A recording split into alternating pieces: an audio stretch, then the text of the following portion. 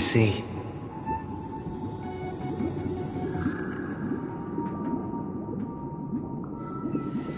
I am now aware of everyone's stances. Raising these questions merely serves to illustrate one point.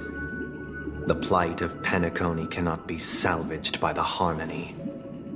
The true foundation for a sweet dream paradise can only be established through the order where the strong govern the weak. I know the suffering of being tormented, the turmoil of losing your way, how sorrow and even despair set in when matters don't work out. All of this causes me unending pain, because this is not what happiness is at all. We must teach the weak how to live a happy life. And this life isn't some noble propriety that the upper crust preaches, but in definitive terms, a way of survival that belongs to everyone. So what is your definition of living a happy life? Good question. Human consciousness is fundamentally an illusion, a cage known as self-worth. People lured in by this illusion make mistakes, yet still ask that external influences bear the burden. When one mistake after the next permeates the masses, they become impossible to trace.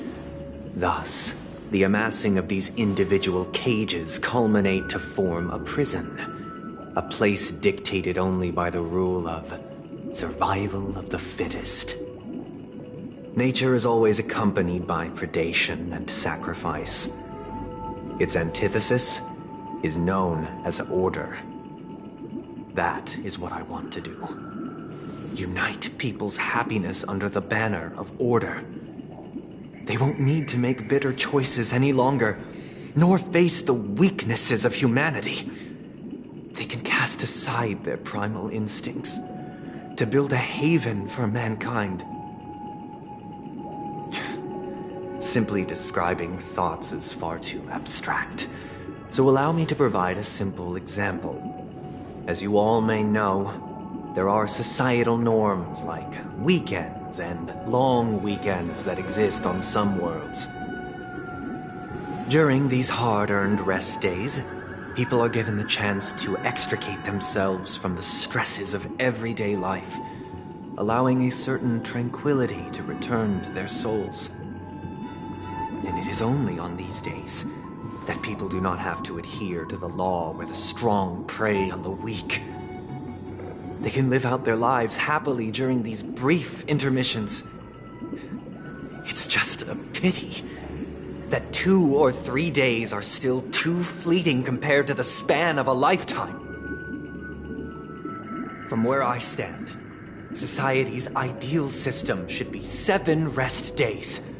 Following Sunday, there should ensue a second, a third, and indeed an infinite procession of Sundays.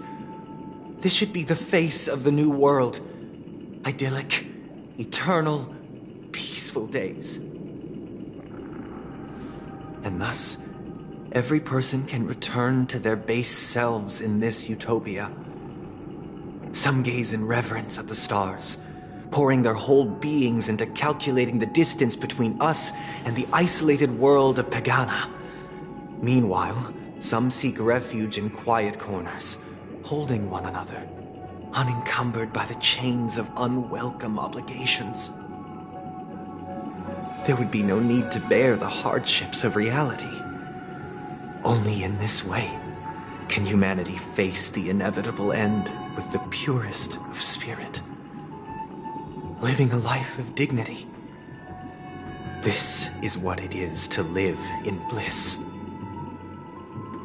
Miss Firefly, you who are stricken with entropy loss syndrome, you of all would surely understand this.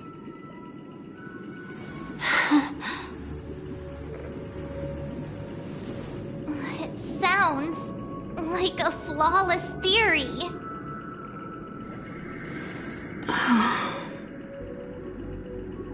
But what is the price to attain all this? The cost is minute, merely a personal and eternal sacrifice. If this paradise is to be maintained for everyone, someone must remain trapped in solitary awakening until the end of the cosmos.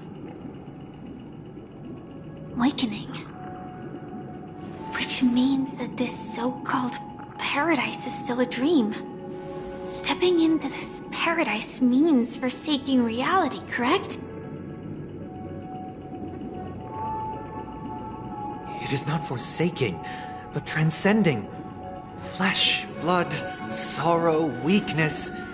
If the physical is the root of spiritual suffering, it is only logical that we defeat it. But in this supposed bliss, people won't have defeated their demons. The chance to overcome their tribulations would be forever lost to them. In other words, it is an escape. That's another way of understanding it. But there is no shame in escape. On the contrary, the seeds of escape exist in everyone's hearts. Don't you agree, Miss Firefly? And as to why we sleep, it is because we are afraid to awaken from our dreams.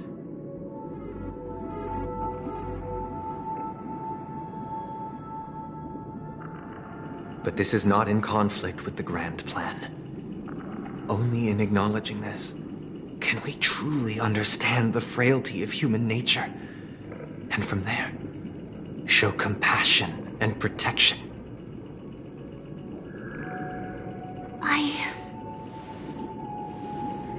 I admit that you are a born leader.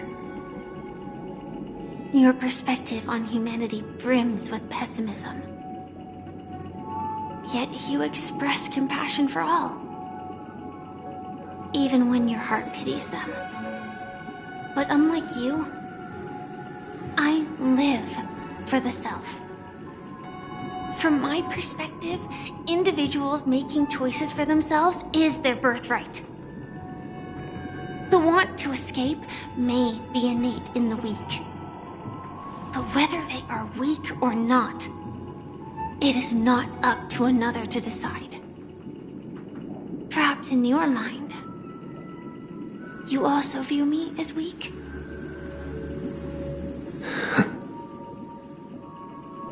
Because I don't think so. Since Miss Firefly has said her piece, the Astral Express will also naturally give you our answer. We'll leave it to you. Just as Mr. McHale instructed before. Tell him our choice.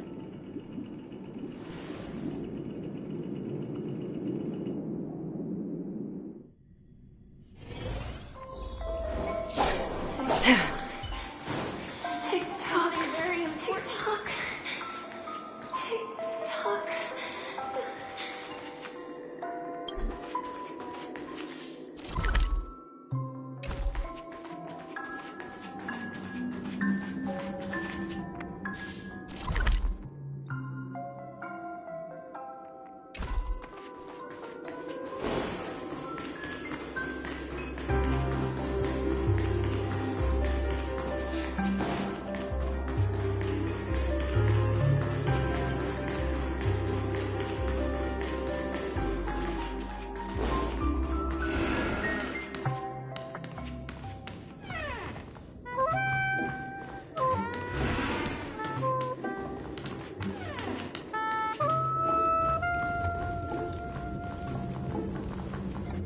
I heard some noises from the room. Origami Bird? That's a friend of mine. You and Origami Bird are friends? Yeah. It's a member of the Compass Crew, just like Clocky and Miss Mirror. And there's more than just one Origami Bird. They are a big family with lots of brothers and sisters who look the same. They follow Miss Mirror's orders and handle all sorts of jobs on the ship. They're the best sailors. Sailors? Can origami birds be sailors? Could you tell us more about the compass, Misha? The compass is a ship bound for the new world. Clarky and his partners travel through layers of fog to the depths of the sea. Whenever there is danger, Clarky will use a compass and guide the ship in the right direction. That's a great story. But in the Penacony cartoon, Clarky and his partners have always lived in Dreamville and never ventured out, right? Huh? Oh, that does seem to be the case. Weird. I clearly remember Clarky arrived in the new world in the end. Perhaps Clarky has a hidden past. So, where has Clarky gone? Did he leave to protect Dreamville?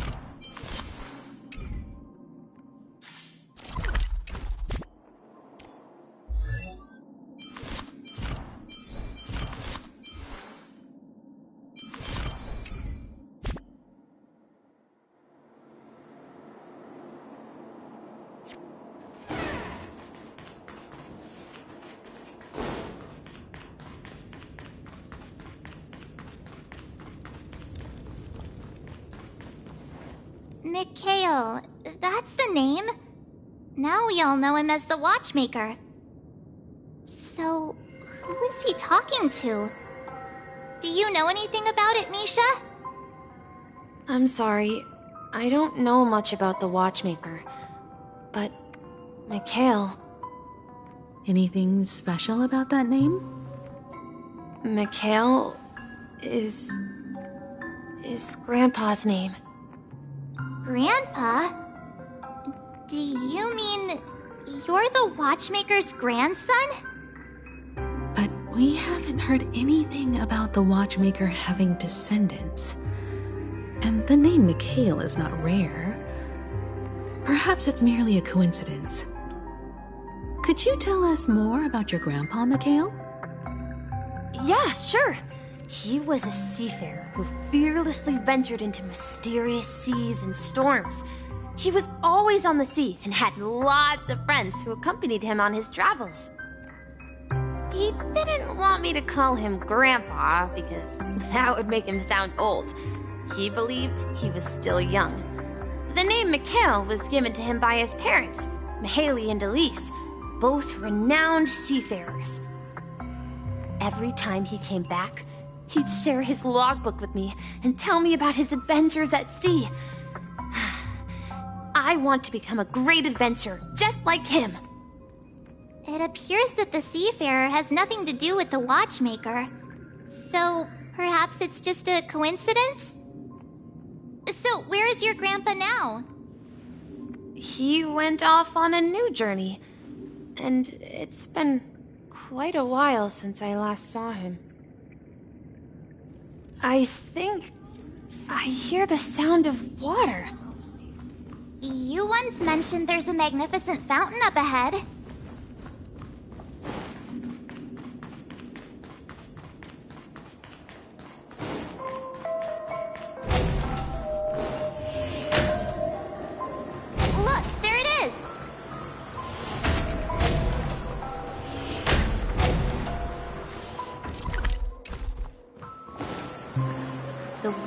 resembles a precious jewel embedded in the dreams of all seafarers. Every time I gaze at the shimmering lights beneath the waves, it feels as though I'm back in this place, standing by your side. Have you recalled anything, Misha? Yeah, I saw these sentences in Grandpa's logbook. He used to say that despite the perils of the sea, whenever he stood on the deck in the afternoon, overlooking the sparkling waves, he would think of this fountain in front of his house. He often said that those moments felt like returning to his family's side, and the difficulties at sea didn't seem quite as challenging. You know, I quite understand such sentiments.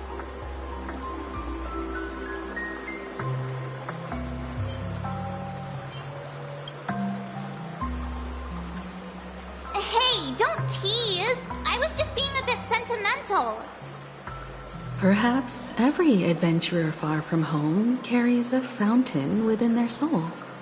Even though the other side of the sea remains shrouded in the unknown, the fountain in front of his house serves as a compass, leading him back to his cherished ones. Yeah, while Grandpa was at home, we would stand by the fountain and place the compass, a toy boat that I made, into the pool. Back then, I would ask him when I could go on adventures like him, and he would always laugh and say I was still too young. It seems this Mikhail is truly a seafarer and has nothing to do with the watchmaker. Yeah, based on Misha's recollections, the scenes in the dream bubble appear to be his childhood memories. But this raises more questions. According to Misha, he was clearly born on an oceanic planet and led an ordinary life, with no connection to Penacony at all. Could this be some sort of metaphor? Perhaps the sea refers to the memory zone. I'm sorry. I don't know, but my memories keep pouring out uncontrollably, like water flowing from a fountain. Perhaps I'll remember more things if we go further.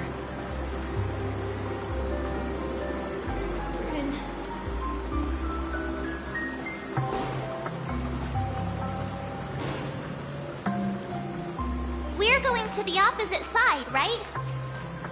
No, we should turn left here.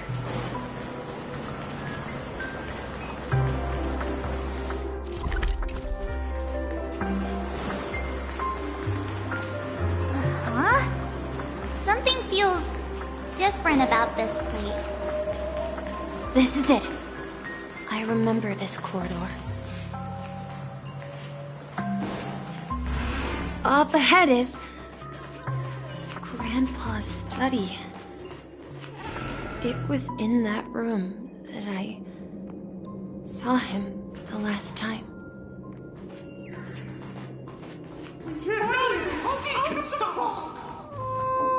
The atmosphere in this room feels totally different. Misha! You finally come! Clocky! You're here! Huh. Yeah. This is the room where we first met each other. Are those books on the bookshelf logbooks left behind by that seafarer? Yeah. Whenever he came back, he placed a logbook on the bookshelf in his room. They contain records of his expeditions to every corner of the world. He described our world as a fountain. At some point, the sea started to gradually swallow up the land where people lived. To ensure that everyone had land to settle on, he had to continue exploring the sea and search for the source of the rising seawater. On that day, he called me to his study, telling me that he was embarking on another journey. However, I could sense the gravity in his expression. It was the same look I had seen on my father's face before his final voyage. I asked him if I could go with him, but he said that my adventure lay elsewhere, and told me to stay home, and patiently await a certain sound at the door. What sound? He told me about a vast ocean in the sky. An ocean of stars. He spoke of a train that transports children with a desire to venture far away, traversing the sea of stars without ever stopping. He said that he knew the crew on the train, and that he had asked them to take me along. He said the journey I had always dreamed of would start there. A train? Could it be? It's the Astral Express. I remember now. Grandpa's friends are a group of nameless who came to this world to resolve a disaster caused by a star. Then, he gave his pocket watch to me. It was his cherished treasure, appearing in every one of his adventure tales. He explained that difficult times were ahead, but assured me that the watch would guide me. He said, as long as I kept moving forward, I'd eventually reach my desired destination. And then, it was as if I heard the distant sound of a train whistle, echoing throughout the room.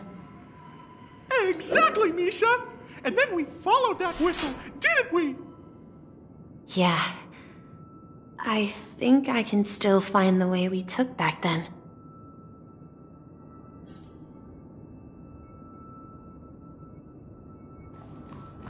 This is the dream jigsaw, right? So we're supposed to find the exit. But where can we find the last piece? Do you remember? You said you obtained a mysterious shard when you stumbled into this place. Hey, the shape seems to match.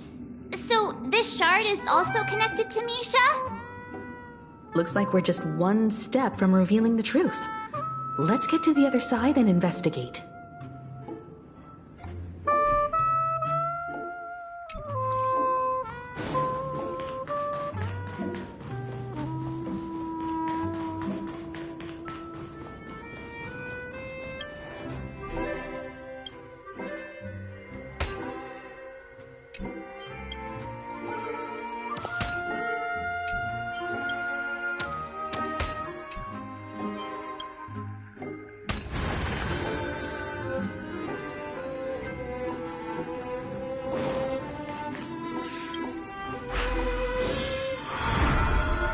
This is it.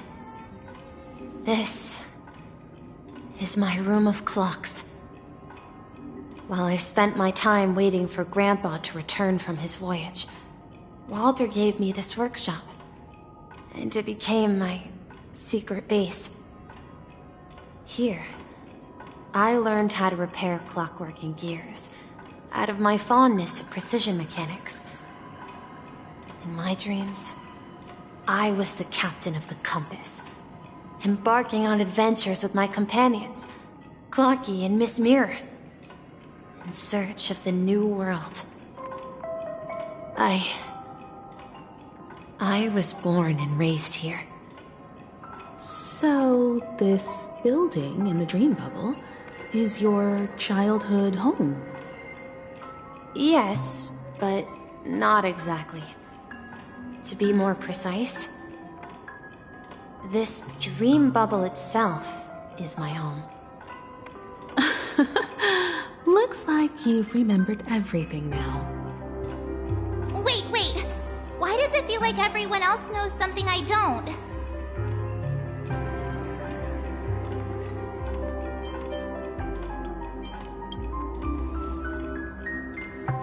March, Do you remember when he mentioned a clocky that only he could see? Yeah, the little guy here, right? But we all saw him in Dreamflux Reef, right? And Mr. Yang even greeted him. Looks like everyone on the Astral Express has a childlike spirit. The answer lies in the Astral Express. His experience shows that neither Firefly nor Acheron can see this clocky. And when we were in Dreamflux Reef, you may have noticed that for some reason, nobody outside of the crew had ever talked with Clocky.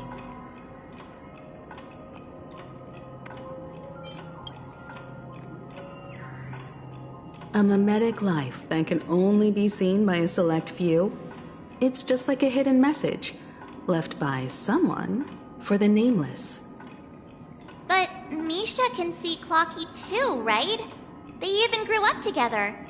But Misha hasn't started the way of the Trailblaze yet.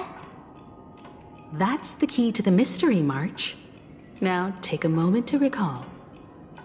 Have you ever seen anyone outside of the crew interact with Misha? Wait. No way! That's the answer, March 7th. This dream bubble is the place where I was born. And I'm a dweller in this dream. Just like a memory zone meme. I should have stayed here and waited for you. But when reality and memories merged, I unconsciously pushed open that door and left the bubble with Clocky. So it's not that the Watchmaker's dream bubble is empty, but rather the stuff inside ran away? And the whistle you heard was the sound of the express arriving at Penacony? That's one way to see it, but I believe there's a longer story behind all this. It's best for Misha himself to explain all the details.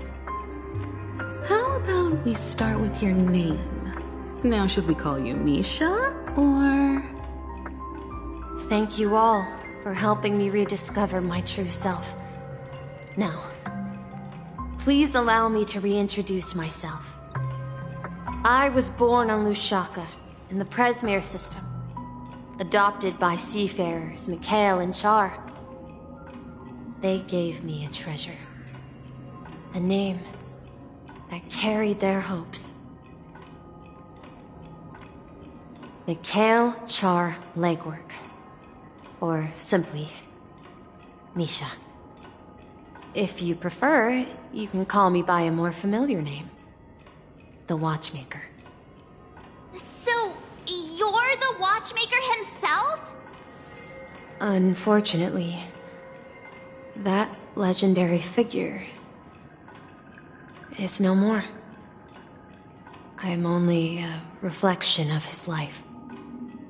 As for the child who has been with you, he's the innocent protagonist of Misha's childhood dream. Friend of Clocky, a young apprentice, and a future mechanic on the Express. And this also marks the beginning of his journey, devoted to the Trailblaze. At the end of the journey, I left this little flame, which I so cherished, in my deepest dreams, hoping to pass it on to the nameless of future generations. However, he somehow left the dream bubble and forgot all about his task. I apologize for all the confusion this caused. Because he was born with a desire to trailblaze, wasn't he? I don't think Misha has forgotten his role as a guide. He remembered it, and that's why he mistakenly appeared as a hotel doorman in his dream from the very beginning. The one who brought our unconscious friend here must have been Misha. If that's the case, we encountered the Watchmaker's legacy from the beginning, didn't we? Well, I have a sarcastic friend who says I always take big detours and end up back where I started. Perhaps that's what every nameless has to go through. But in the end, you found me. I'm sure you're all wondering what my legacy is. I believe my hound has mentioned the Stellaron and my wealth. If I may apologize, the Stellaron part is real. As for my wealth, however, it's nothing more than a baseless rumor. I left my homeland as a child and embarked on the journey of Trailblaze. I traveled to various planets until finally reaching Asdana, where my friends and I built the original Penacony and fought for its future ever since. I've been moving forward all my life, doing what I could to overcome the obstacles in my path. But ultimately, my journey reached its end, and I left behind no possessions worth entrusting. So, if you ask what's left within this worn-out train engine that can be called a legacy, I suppose it's the things that are still burning in the engine's furnace. Now that you're well aware of the current situation of Penacony, I certainly hope that you'll help me get this world back on track. But I'll leave that decision to you, for the path of Trailblaze is never paved by others. All I have for you is a story and 2 gifts. I want to give you my pocket watch. It has accompanied me throughout my long journey, guiding that naive child forward, and has been blessed with the presence of so many great people up to this day. And my hat, too. The one who navigated for me placed it on my head and planted a fanciful thought in my mind. The trailblazing expedition will never end. Now, it's time for you to make your choice. Once you've made up your mind, open that door and enter the long dream of an old man. I'll be waiting for you at the end of this corridor of time. All right, everyone. Let's make a decision. Although I don't think anyone will have any objections.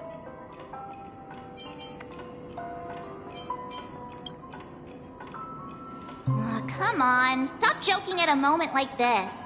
We've come this far. Surely there's no other option than moving forward. In that case, the vote stands at 2-1. Then let's proceed together to the end of this stream and tell Mikhail our decision.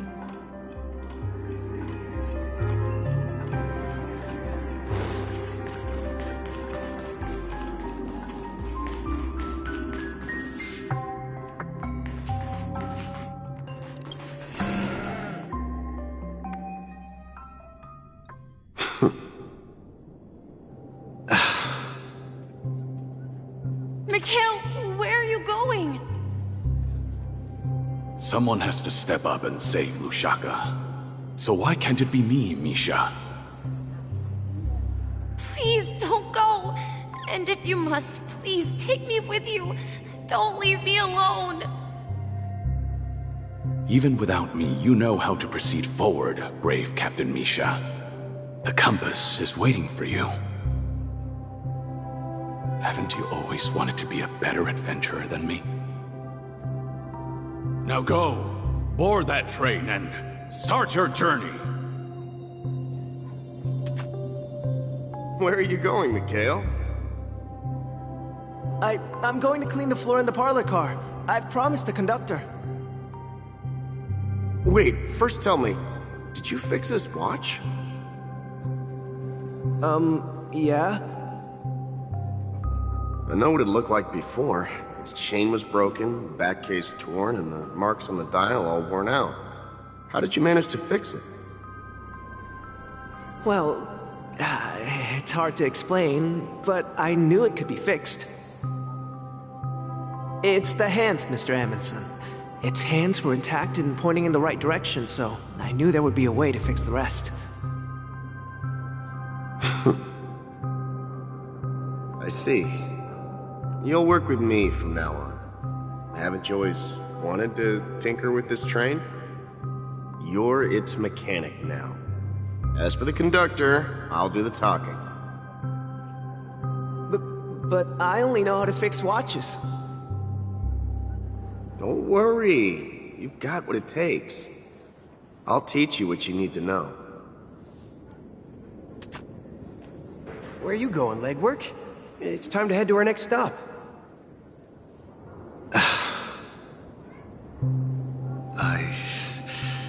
I'm staying in Astana with Rosalina and Tiernan. I see. This place reminds you of home. The people of Astana have only achieved a tiny victory, and still have a long way to go towards true freedom. Hanunu needs us. Don't worry, not all journeys lead to the stars. Even if I leave the Express, our path of Trailblaze will continue. Yeah. I knew you wouldn't stay on the Express forever. Leave in peace, my friend. And, take this with you. This is Mr. Amundsen's hat. But why? When he departed, he said he would leave it to his best student. Well, I suppose the time has come. Farewell, legwork. Take care of Tiernan and Rosalina. And don't forget to write to us.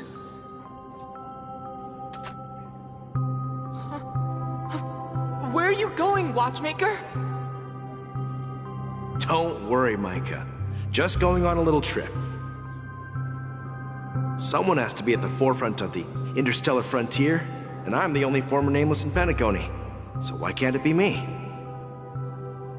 Because you're all we have! Have you forgotten about Tiernan? The cosmos is way more dangerous now. What will happen to Penacony if we lose you too? But what will happen to Penacony if we don't find a way out? Ah, Tiernan. How could I ever forget him? I've spent countless sleepless nights asking myself why I didn't go with him back then. We Nameless won't stop. Don't worry, Micah. It's just a matter of getting back to my old profession. Just wait for me to come back. But if, and it's a big if I don't come back in one piece, then you'll become the next Watchmaker. Where are you going, old man? Oh, you're here. Answer my question. What are you up to? Relax, Gallagher.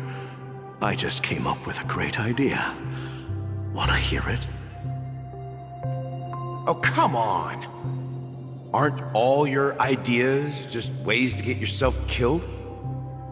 I may be blunt here, but you're the last remaining hero in Penacony. If you die too, the secret of Stellaron will go to the grave with you. Yes, I'm afraid there's no way out in Penacony, so I'll have to consider alternatives beyond Astana.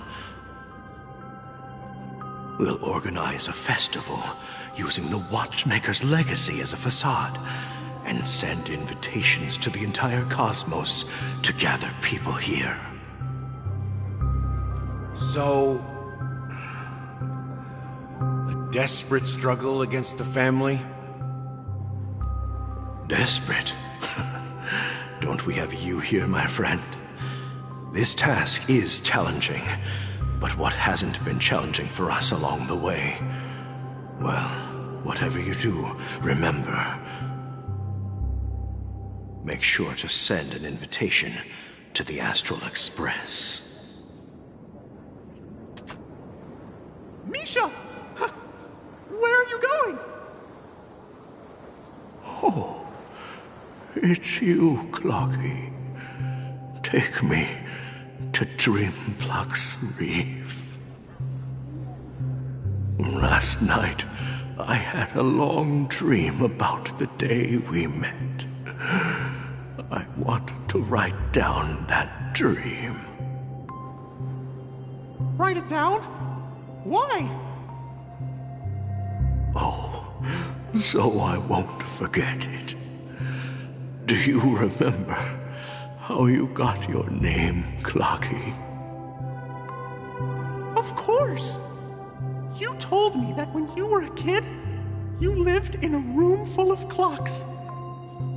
Those wall clocks and pocket watches grew up with you and were your best friends. Yes, but what I didn't mention was there's a funny misunderstanding behind it. I was a kid, and there was always a special pocket watch in my memories. It was with my grandpa, guiding him on his sea voyages and leading the way in his every adventure story. I wanted to have a pocket watch like that too. And that's when you appeared in my dreams.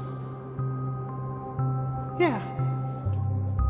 Every night, we boarded the compass and set sail together. But you know what? It wasn't until the day my grandpa gave it to me that I realized it wasn't a pocket watch at all. It was a compass. So, your name should have been Compassy. And the watchmaker is just a nameless.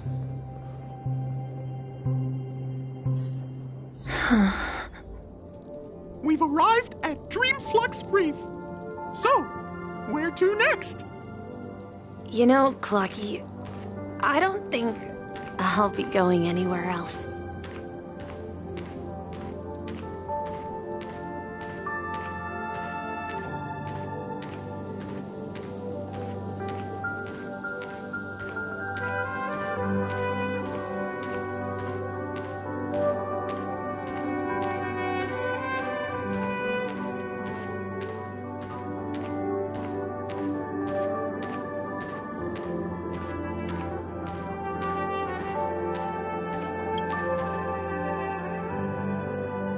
I've traveled far enough, and it's time for a little break.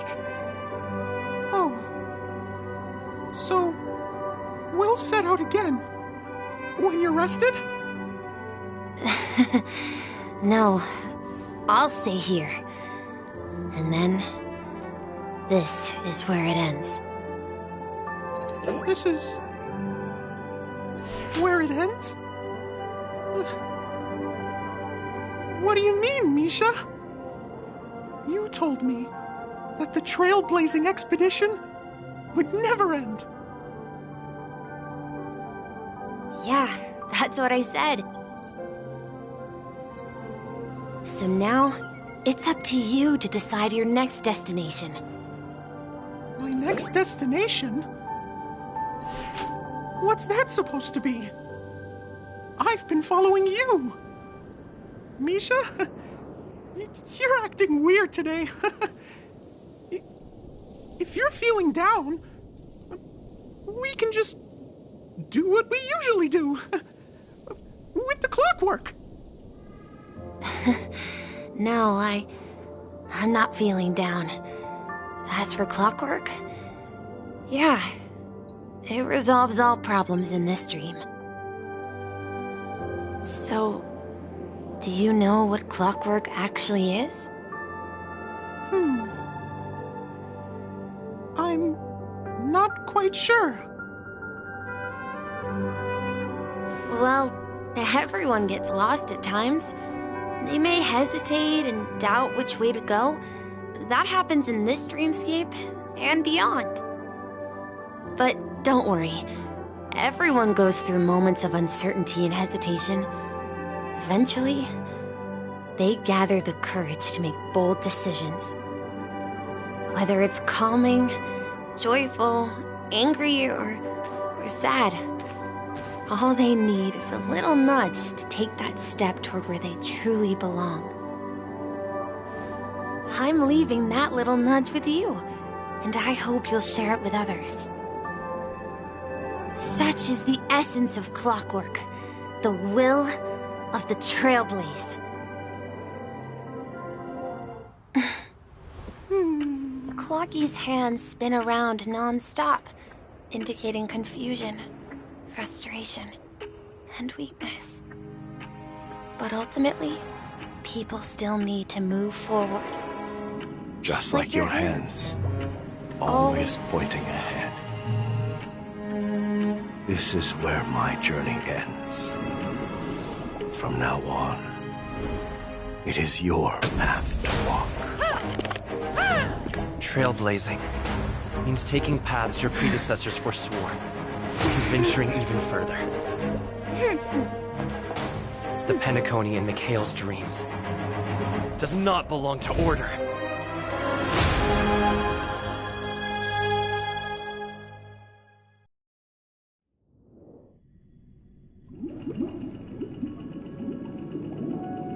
I can't believe that Aeon would cast a glance at Penacony at a time like this. Is it because of the resonance from the legacy of the Trailblaze? Or perhaps the bond between you is so strong that it even impresses an Aeon? Well, there might be another possibility. Perhaps they want to witness, on behalf of the fallen Eons, who will hold the future of Penacony. If that's the case, on behalf of the Dream Master of Penacony and the 107,336 members of the Oak family, I'm extending a formal invitation to all of you. I'm cordially inviting you all to the Penacony Grand Theater to participate in the upcoming Charmony Festival. And, of course, you won't be in the audience, but on center stage. Since the future of the Stellaron, Penacony, and even the entire cosmos is at stake, let's draw a conclusion there, in all fairness. If you truly believe in Akavili's path, then show me their courage and determination.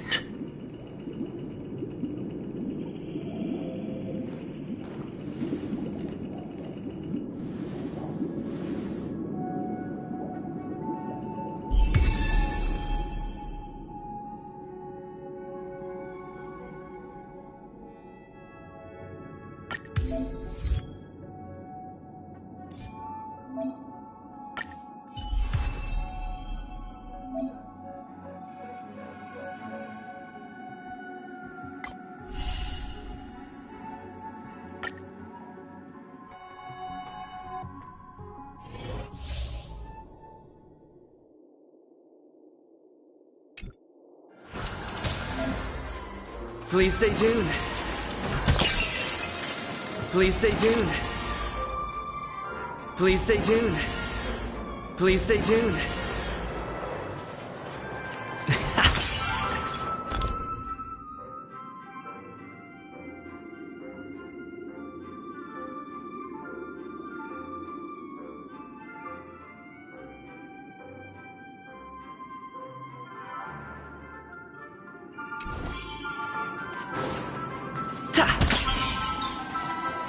We need a strategy. Please stay tuned.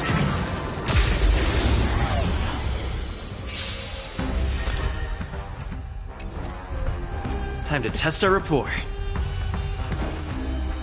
Dreams do come true. Commencing support. Ready for another? Step up, let's see ya!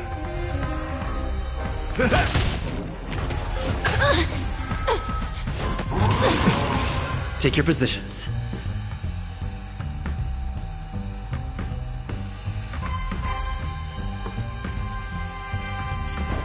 Let's improvise.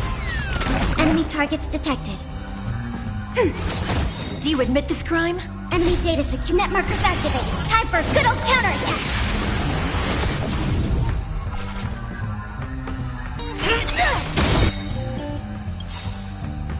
The mood is set just right. Let the show begin! By the order of the Ten Lords, execute the Marastruck!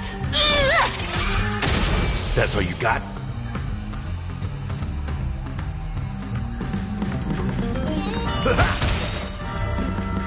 Slice like a good... My friends? Indulge yourselves!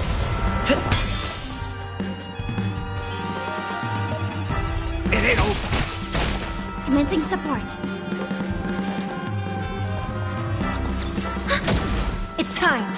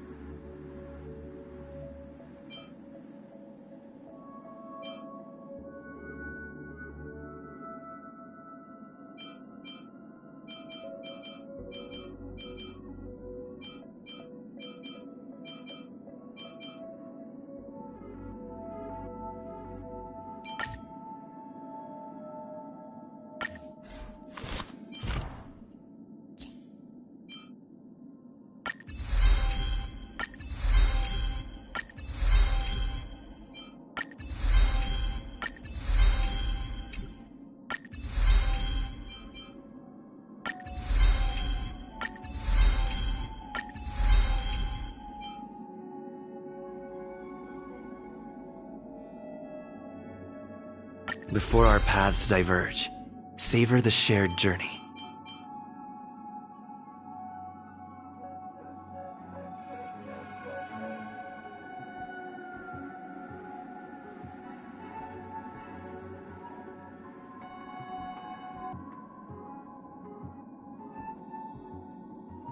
Before our paths diverge, savor the shared journey. Before our paths diverge, savor the shared journey.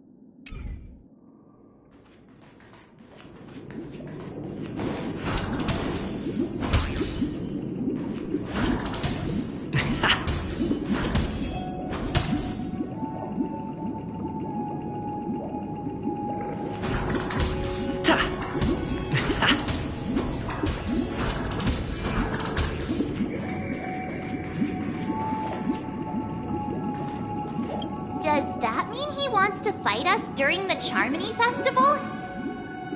I'm afraid so. This is weird. Aren't Arc villains usually plotting some dirty conspiracy in the end? But he actually said something like, "In all fairness." Could it be that he's underestimating us? Well, in my opinion, Sunday is deeply committed to his own philosophy and genuinely wants to prove that the Order is right. I sensed a strong conviction and a desire for dominance in him. Maybe he won't accept the outcome unless he wins fair and square. That's why he'll give it his all in the upcoming battle.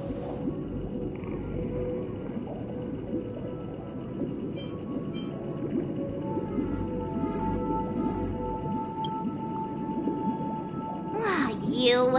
Every time an important moment arrives, you hesitate. We've even dealt with a Lord Ravager of the Destruction, so a follower of the Order won't be a big deal. Anyway, we can't leave the Stellaron unchecked. This is about trailblazing a bright future for Penacony and fulfilling Mikhail's and his predecessors' long-cherished wishes. Now that we've taken up the mantle, we can't afford to fail them. However, the same applies to the Order. Their plan didn't materialize overnight, and they have the profound collective consciousness of the planet of festivities behind them. A desire to dream, to slumber and escape reality. All those hidden emotions have given birth to the sweet dream of the Order. They've harnessed the will of an entire planet to create an Eon. This confrontation is far more complicated than a simple power struggle. To secure Penacony's future, fighting on the stage alone is not enough. What do you mean? Are you not coming with us? I believe Firefly is trying to say that she's heading off to another battle.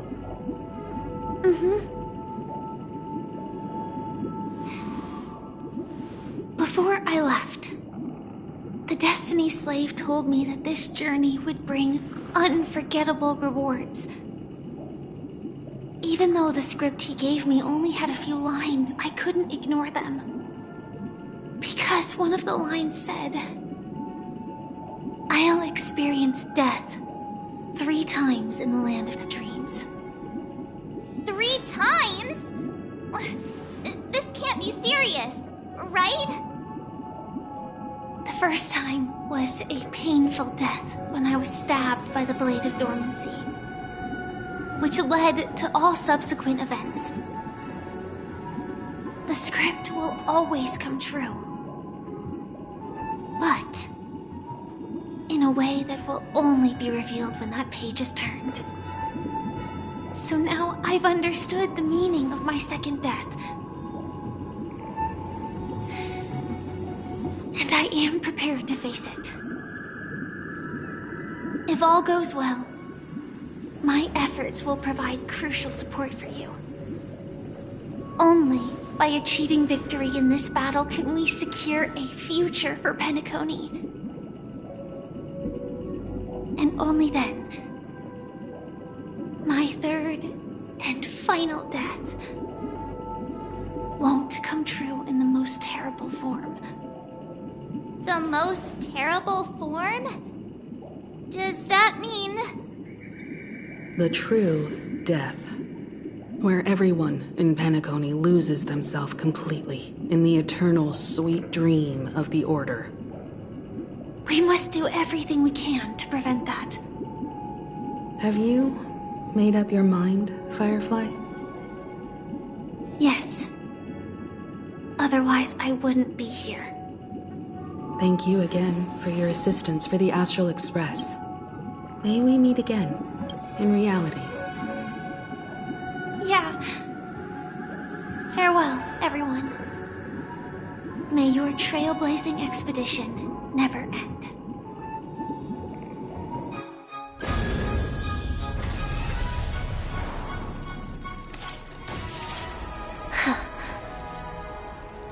I dreamed of a scorched earth. Everyone, are you ready? A new shoot sprouted from the earth. It bloomed in the morning sun and whispered to me. Like fireflies to a flame, life begets death. May we meet again in reality.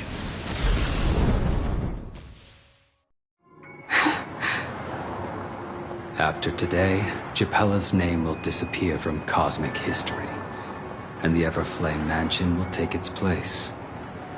In the not-too-distant future, you'll receive an invitation. That's your next stop. Land of the Dreams. Penacony. I hope you find whatever you seek there. Be it answers or salvation. You mean my 3 deaths? Silverwolf told me about it. It's such a shame that it's not part of my script. Well, I want to live.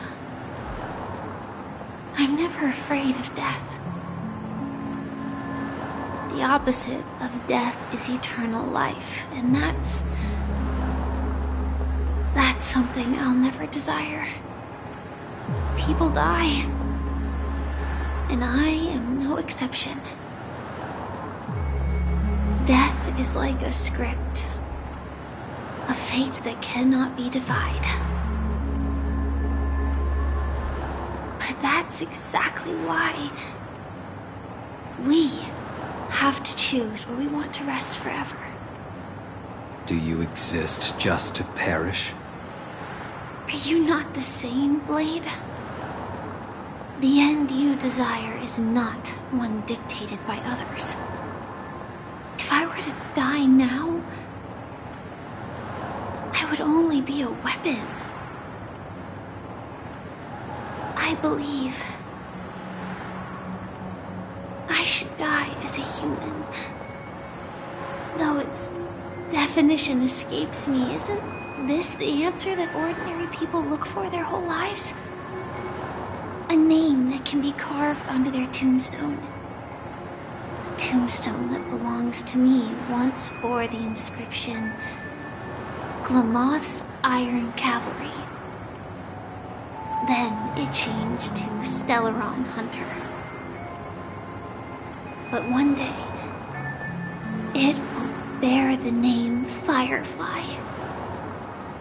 And all the brilliance she showed at the end of her life.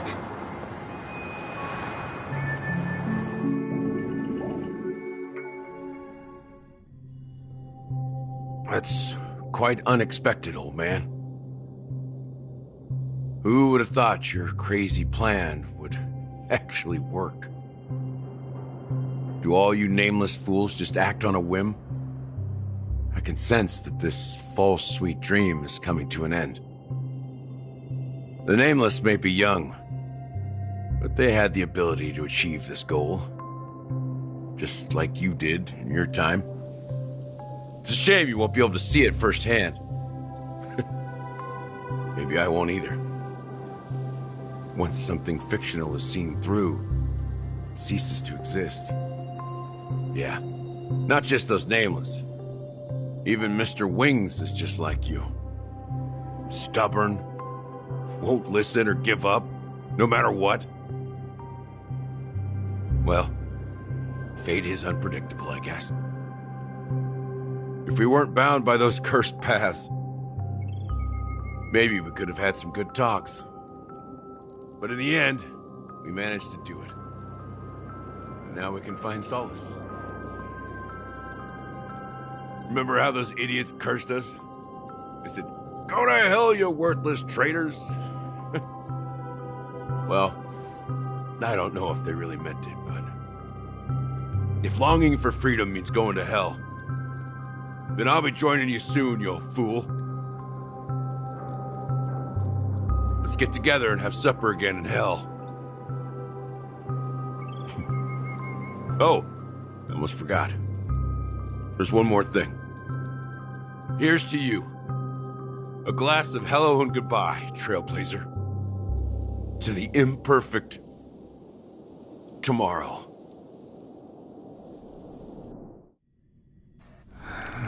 It's warm here, isn't it? You're lucky to have found shelter from the rain. Let alone fresh berries in this desolate place. I was just following the scent of life.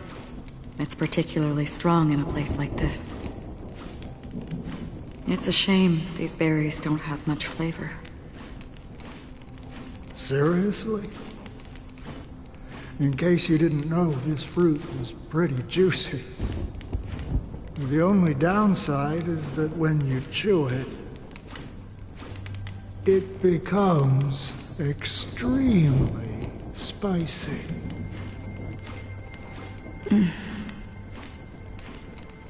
Have you lost your sense of taste? I can still taste certain things, like a faint sweetness. Before coming here, I stopped by a place called Acheron. It had barren cliffs and nights lit by bonfires. Burgundy snow would fall from the sky, and when it landed on my tongue, it tasted like raspberries. The flavor wasn't exactly sweet, but it left a lasting impression. When I think back on my past, I realize that what's tying everything together isn't the big events, but rather these small yet unforgettable moments. Don't worry about it. Losing oneself is a reality that every self-annihilator must face. At least I haven't completely lost my senses and memories yet. Well, congratulations on adding another footnote to your journey. By the way, are you always alone? No, I had a companion in Acheron. She's a short, nameless girl who aspired to explore IX. She always said she'd walk a path deeper and farther than Akavilis. Quite an ambition for such a small girl. So, what happened? She became stagnant water. Well, my condolences. Condolences. I don't need them. The girl left with a smile.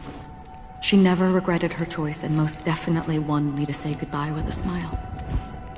So, that's what I did. That's proof that you're grieving for her. Or perhaps I'm just afraid. Afraid? I rarely sense that emotion from you. What do you fear? I'm afraid I'll forget the 30 days I spent with her, just like all the other days in my life. Most of them have already washed away with the rain, disappearing into an unseen realm. I fear that those vivid red memories will fade away too. There isn't much color left, and besides this faint, warm red, there's almost nothing. Hard to imagine. A ranger accustomed to bloodshed, destruction, and chaos finding warmth in the red color. Because I have experienced this warmth many times. Long ago, I promised someone that I'd bring it to more people. And that for every remaining moment of my life, I'd strive for a better ending for all. As long as this red color still lingers, I have a chance to fulfill that promise. It represents a burning fire, a blooming flower, the berries in this cave, and life itself, fleeting yet still dazzling. In the end, it will lead me beyond the horizon of existence. And on the other side, I will cut off nihility. The one blessed by the sleeping and shapeless is considering how to kill them. That's truly pure nihility. But you're right about one thing. After spending so much time near this stagnant water, only when I look at this vibrant red fire do I realize that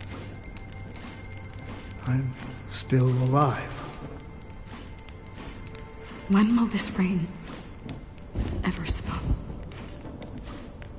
Perhaps when the sorrows of the departed have finally quieted down, the sky will clear up.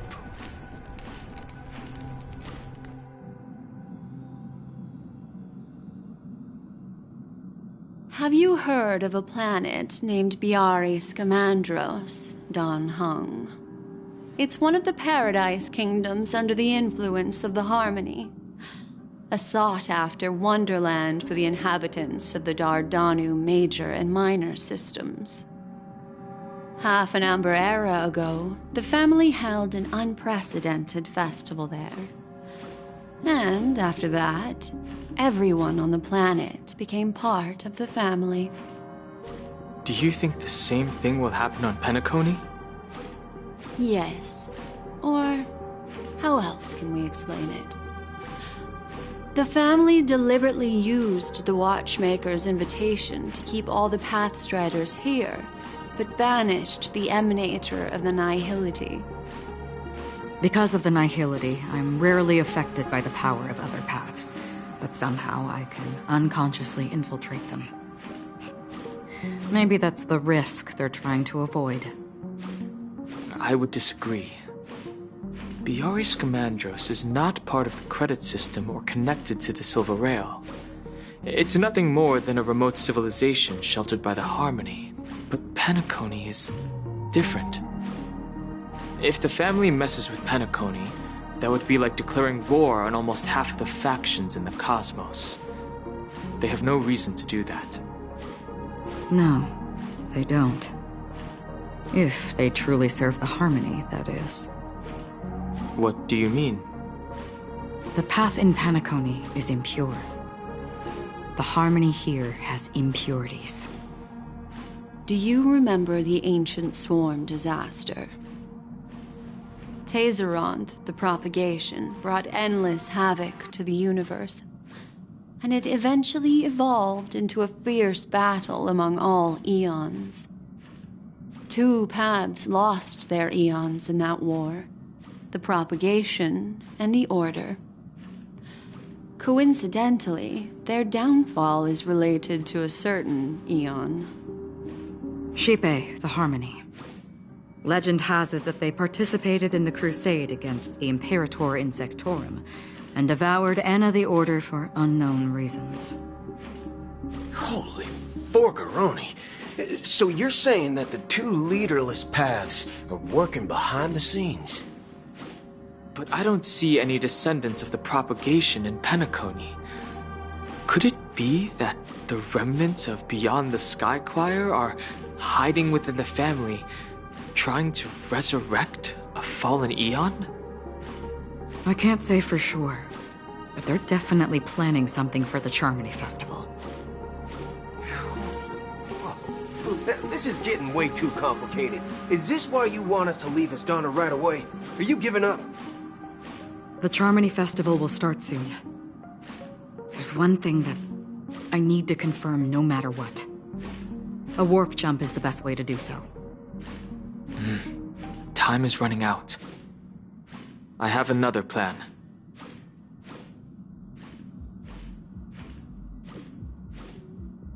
Hold on. Are you thinking of using the Jade Abacus of Allying Oath? Exactly. The assistance from the Luofu Cloud Knights would be enough. Think it over carefully. You can only use that once in your lifetime. I have considered it thoroughly. My companions are... they're also once-in-a-lifetime treasures.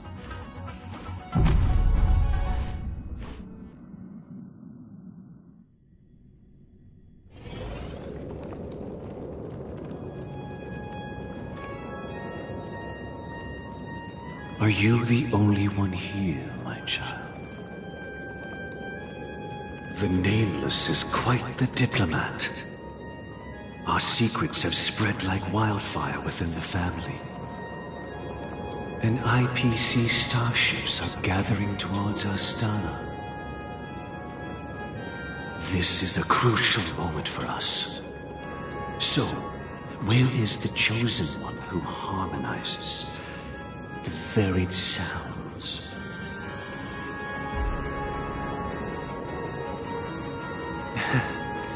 What do you mean, Master? I'm right here in front of you, aren't I? You know, she was supposed to be the star of the Charity Festival in our plan. But the plan has changed. As her brother, I know she doesn't want to sing for the Order, so I'll take her place.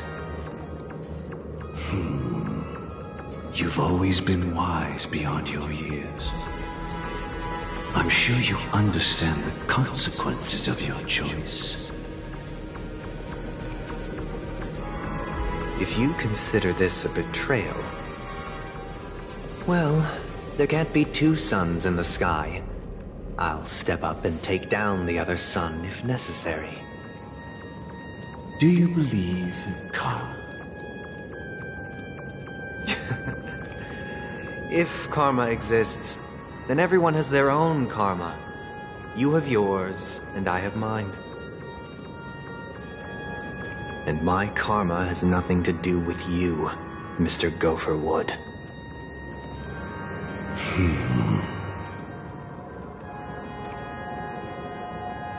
All right. Since you're willing to sacrifice yourself for her, I'll grant your wish.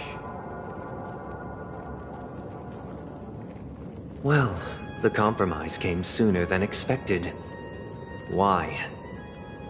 You and your sister were born as twins of the Order. And one of you is destined to follow this path to the end.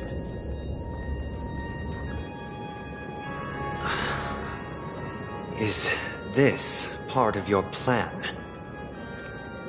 Of course.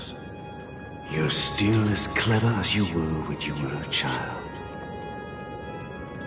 The opening is near.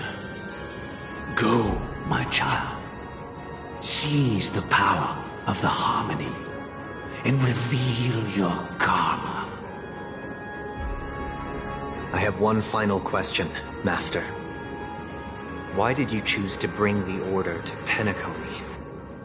Wouldn't it have been better to choose a desperate world, instead of a city filled with hope and dreams? Why? It's for justice, my child. If we lose justice in our hearts, we'll make the same mistake as the Harmony did. So, it's not you who manipulates the dreamscape with the Stellaron, but... Well, that's where our conversation ends. Go ahead. The 107,336 souls of the Oak family have dreamed of this moment too many times.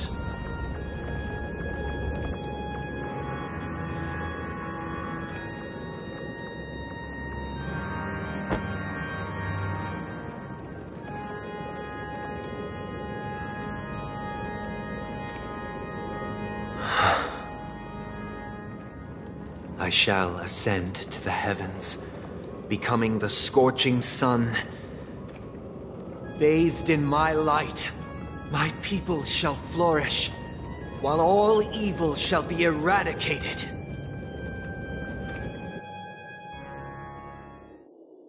This is the interior of the Penacony Grand Theater. It's quite exhilarating to be flushed into the air by Soul Glad. But why is the venue still closed when the Charmony Festival is about to start? And not only that, the entire theater is eerily quiet. No audience, no staff, no one around.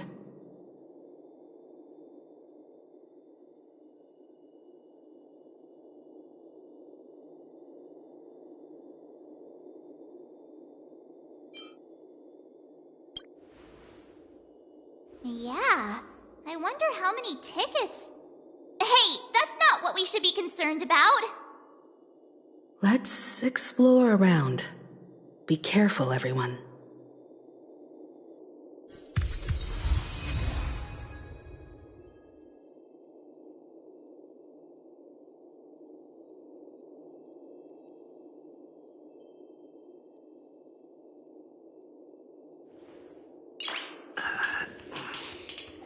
Nice.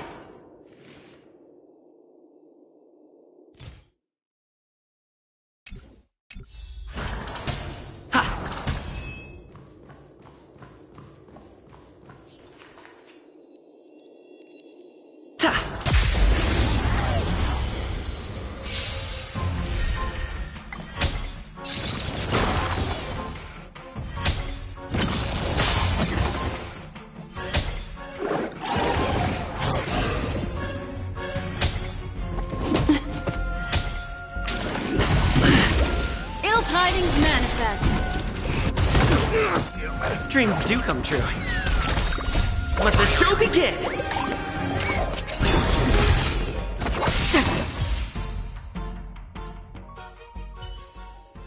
Reach the end of the story in your own way.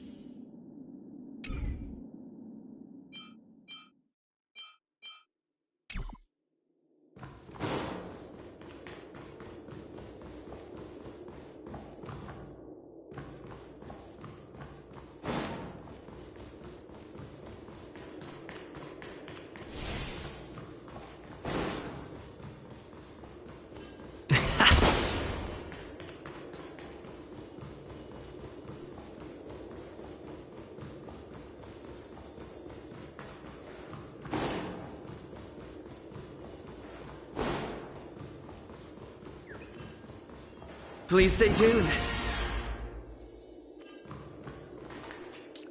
Make a wish.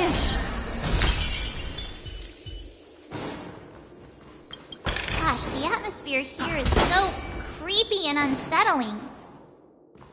Even if there's no audience yet, there should be some staff around. Why is it so silent?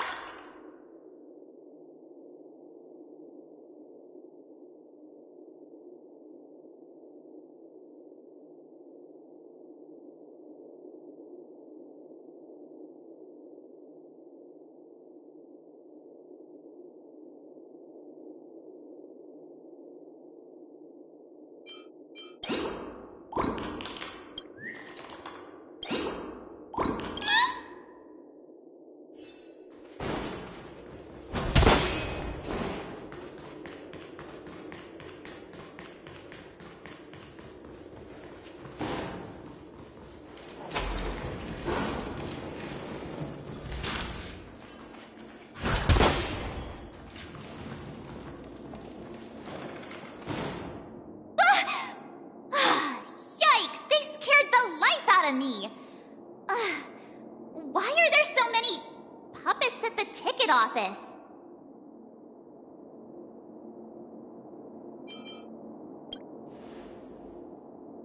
What? You're so annoying. Stop scaring me. Are these puppets part of the stage setup? Even so, it's so eerie that the entire front hall is empty.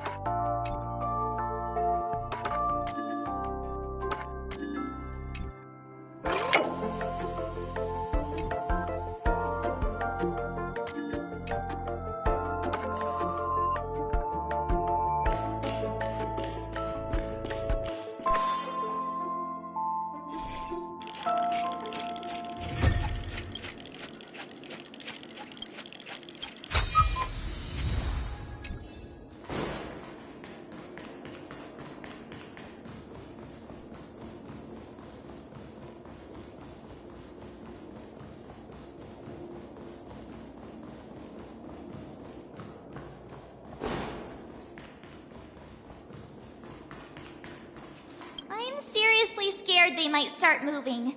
Let's just leave, please.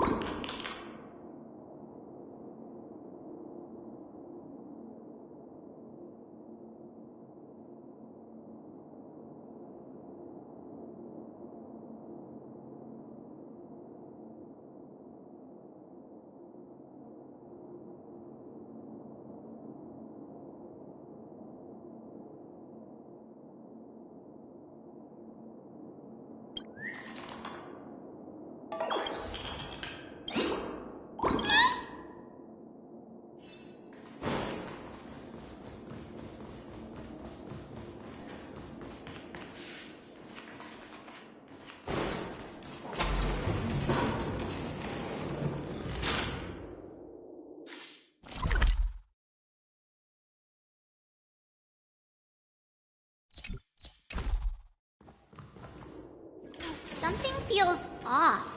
We're in the right place, right? There's no other grand theater in the dreamscape. So Sunday's messing with us? He said we'd have a final showdown on the stage, but why is there no one here? My apologies for the delay, March 7th.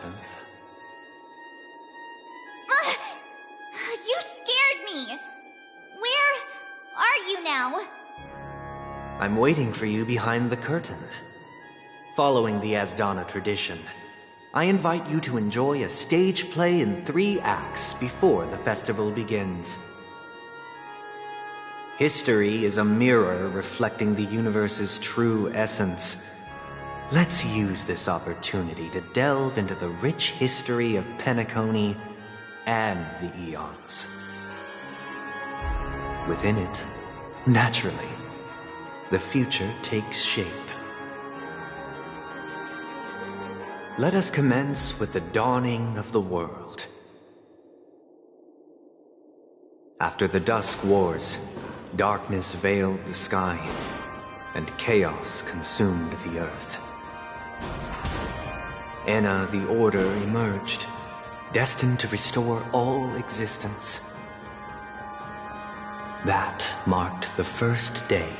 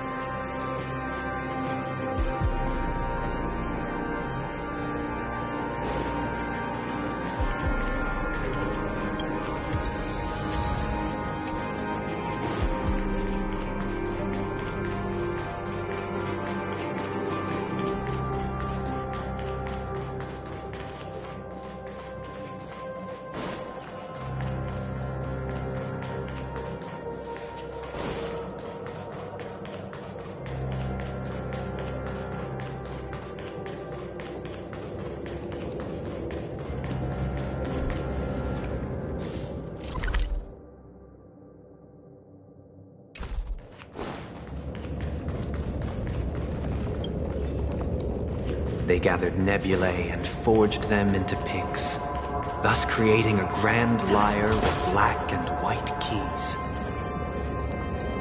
Strike the white keys, and the sun rose. Strike the black keys, and the moon rose. And so, the cycle of day and night arose. That marked the second day.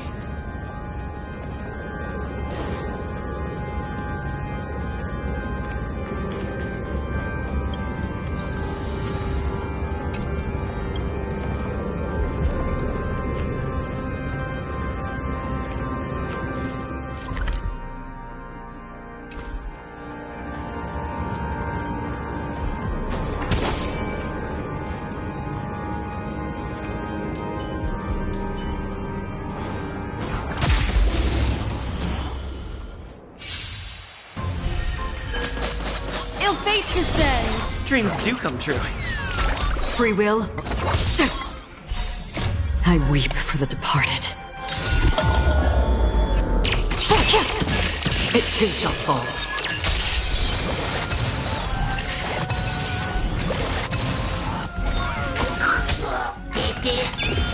Ill tidings manifest. Beneath the silent waters lies an endless abyss.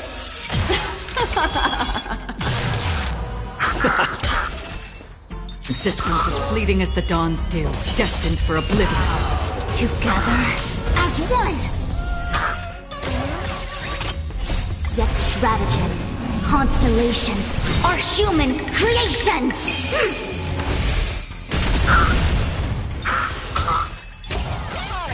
Destiny isn't chosen. Take your positions. Let's improvise. That's half the work. The mood is set just right. Let the show begin!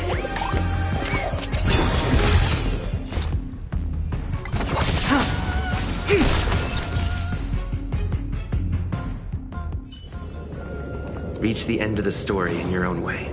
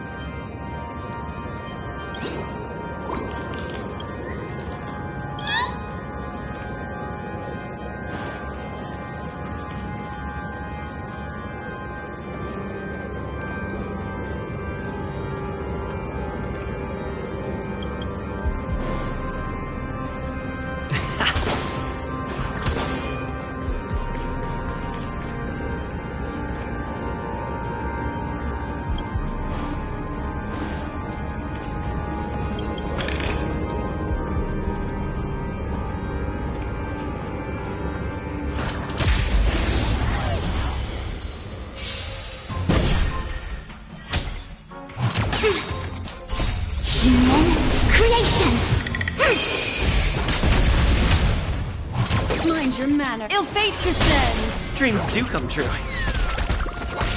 Converge and awaken. Ill tidings manifest. I weep for the departed. It too shall fall.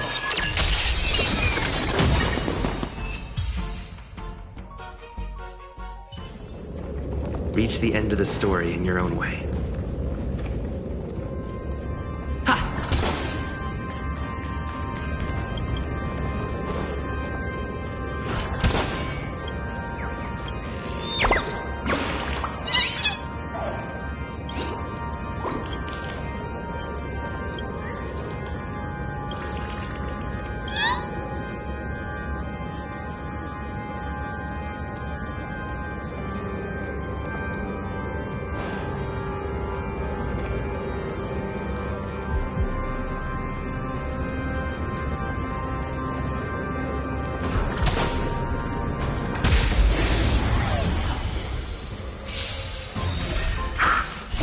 Beneath the waters lies an endless abyss. Let's improvise.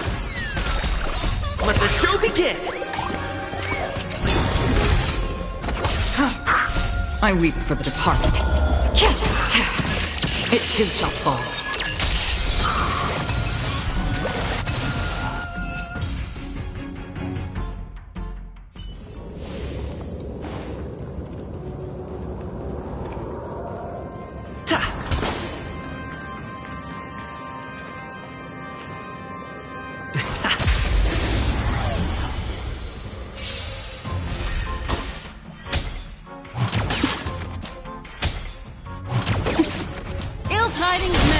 Dreams do come true. Together as one.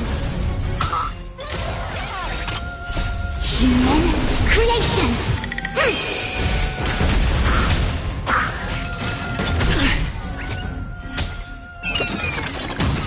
Ill fate descends. I weep for the departed. It too shall fall.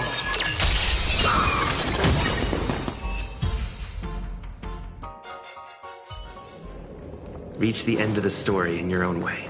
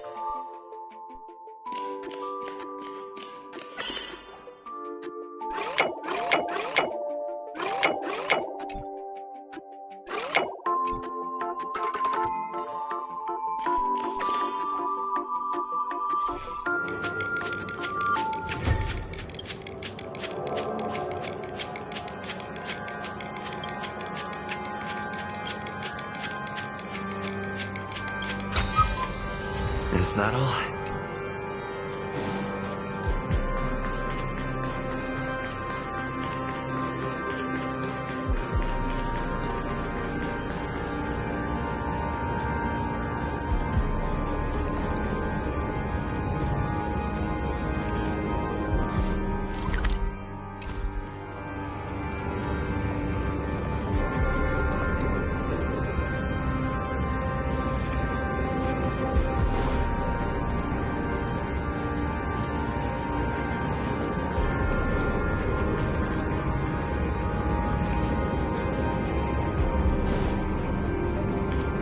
Please stay tuned. Make a wish.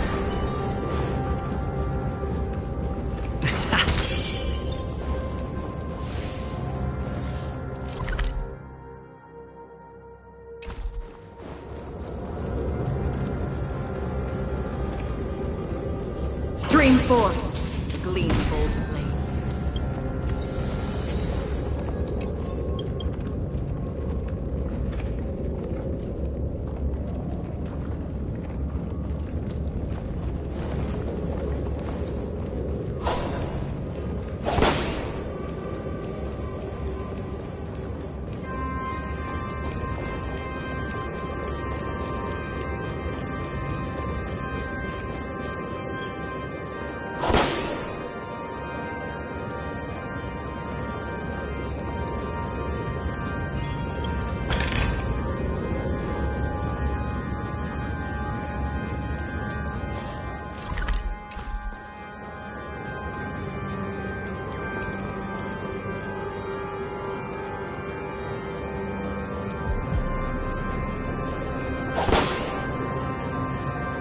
Stream 4. The gleam of old blades.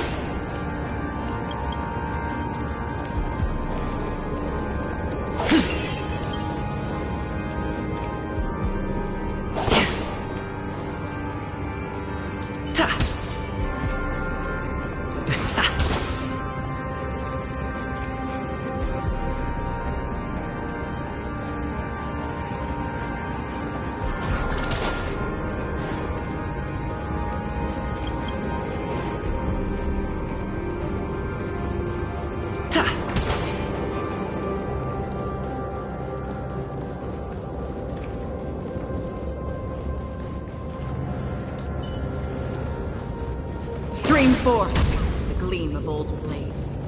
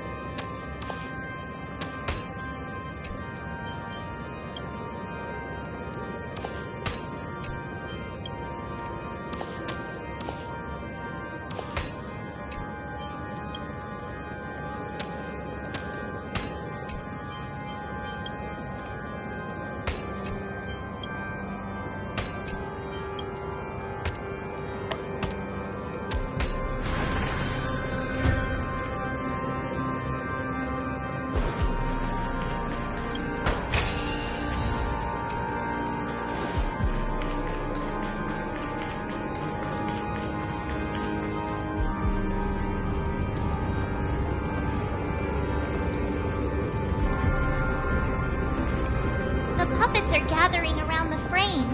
Are they expecting us to enter it?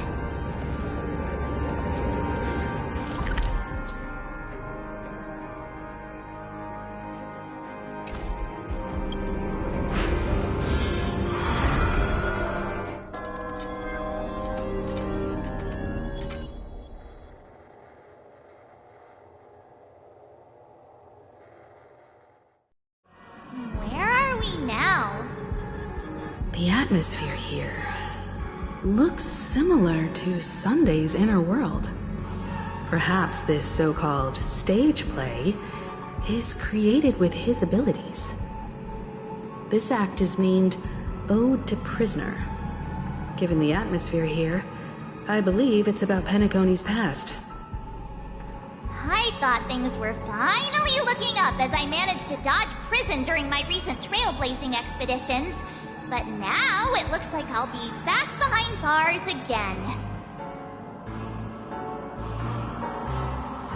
I genuinely wish to avoid a violent clash with my esteemed guests from afar. Therefore, I've arranged 3 acts before the situation becomes irreparable. Where shall we start our narrative? Well, let's start with the time when Penacony was still a frontier prison.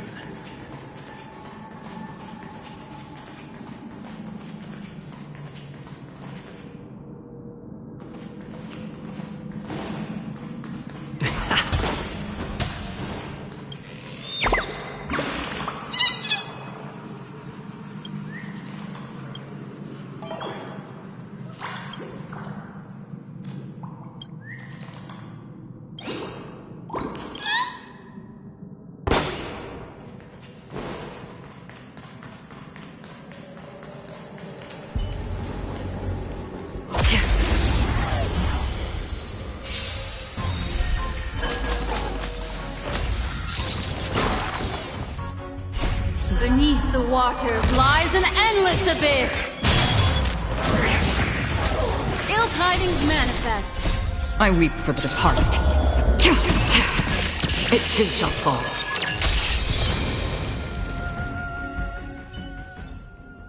Another blood debt repaid. Seek, and you will find.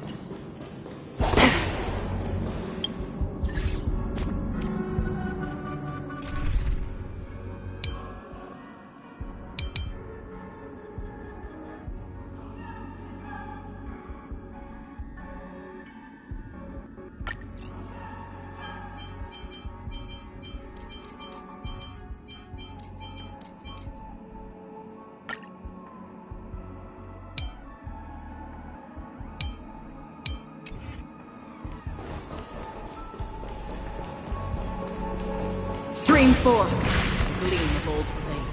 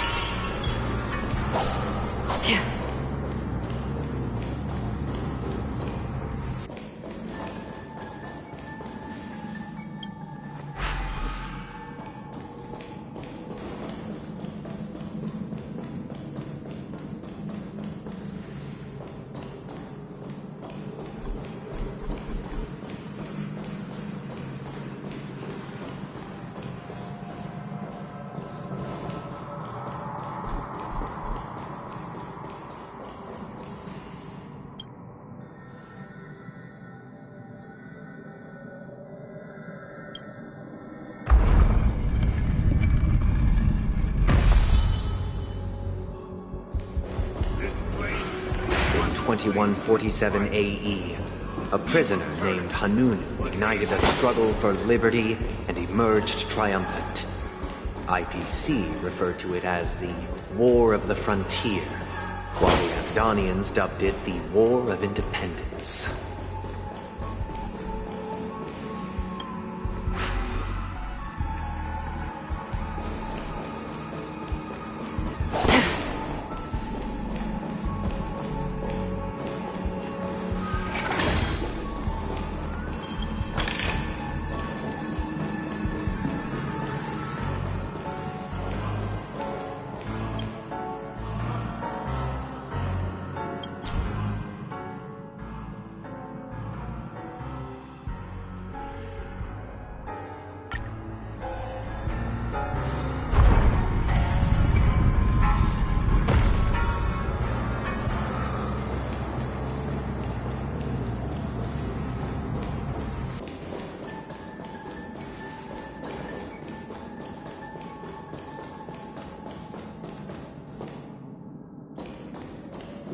shattered the cages and expelled the guards. It's true that Hanunu was a legendary hero, but it must be acknowledged that while he bestowed freedom upon the prisoners, he didn't grant them true liberation.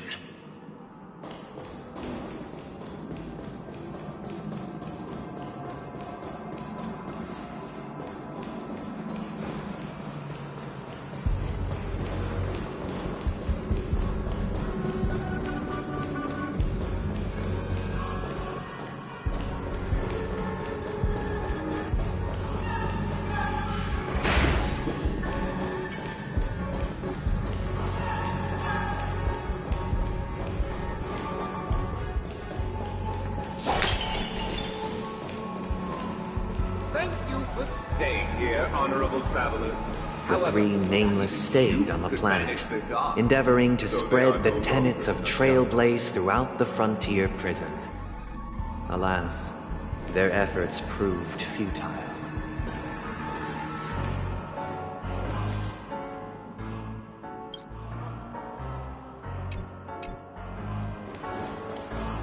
Stream forth, gleamful blades.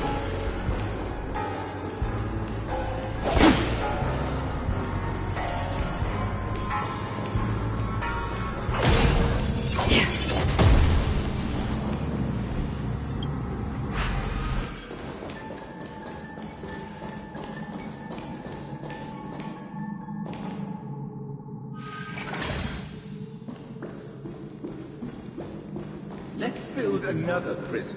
Once again, Asdana was engulfed in war. This time, the enemies originating from within. The prisoners remained prisoners for the rest of their lives, fighting for freedom rather than living for it.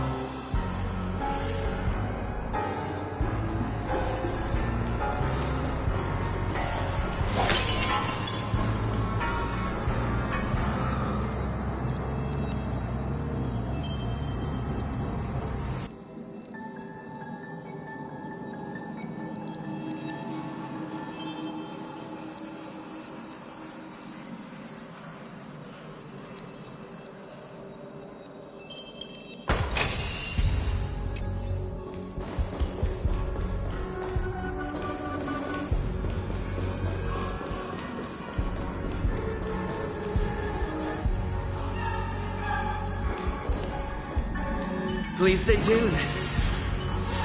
Infallible. I hope you like this land of freedom on a scorched earth. As you can see, their sentences have long ended, and the IPC guards have long been expelled. Yet, these prisoners remain enslaved, not by external forces, but by the confines of their own minds. Freedom permeates every corner, except fragile souls. It gives solace only to those who believe in its existence. Prisoners, this is my order. Learn the essence of freedom and teach your fellow prisoners to fight for their lives.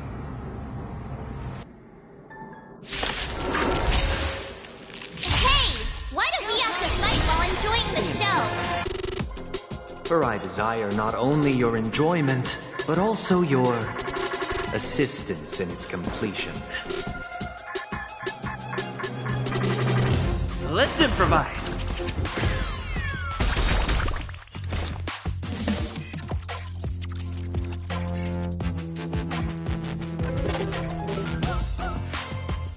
mood is set just right. Let the show begin!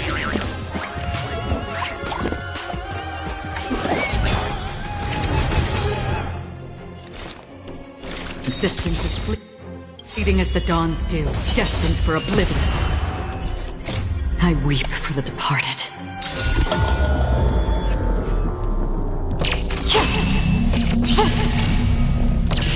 Dusk's reign, it too shall fall.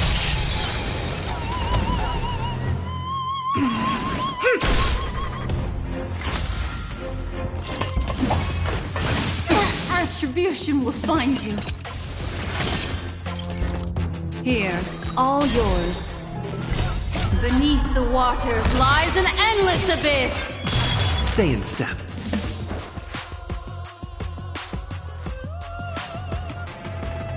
Dreams do come true. That's half the work. On the still waters of oblivion. A quick divination. What do you want to know? Take your positions. Let's improvise. Another journey begins, destined for oblivion.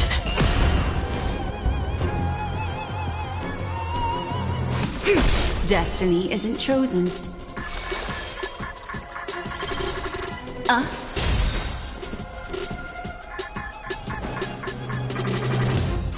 Dreams do come true. Free will, or was it fate? The mood is set just right. Let the show begin!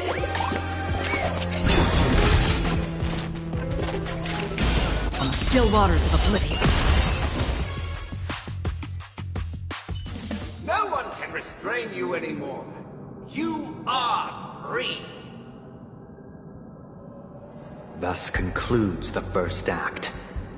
Amidst a raging war, the frontier prison headed toward becoming Land of the Exiles. This must be how Penacony was constructed. With the aid of outsiders, the prisoners were finally liberated and established the Land of the Exiles. However, it appears that Sunday aims to convey the spiritual plight of the prisoners more than the physical aspects of imprisonment. This show is a bit too literary for my taste. But the battle part is quite easy to understand. Anyway, we've arrived at the exit. Let's go!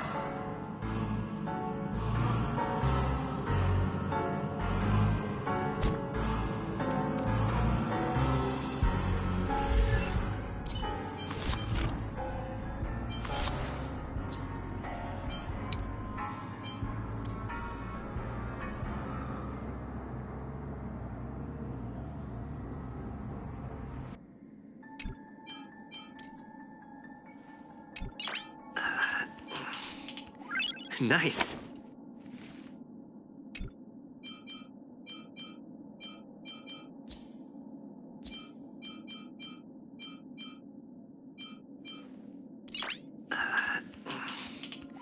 Nice.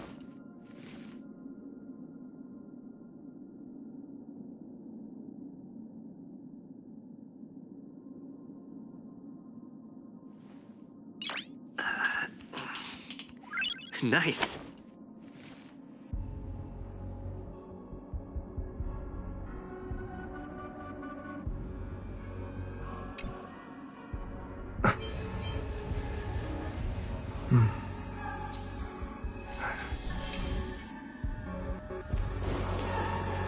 These puppets.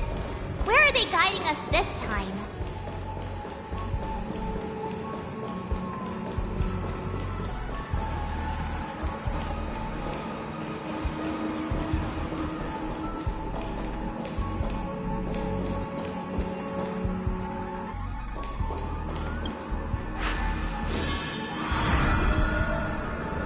They transmuted streams of stars into inked nibs, creating symbols to be pronounced and counted. They molded stardust into flowing rivers, assigning the righteous upstream and the unjust downstream. Thus, all things were marked, and the world learned to discern between good and evil. That marked the 3rd and 4th days.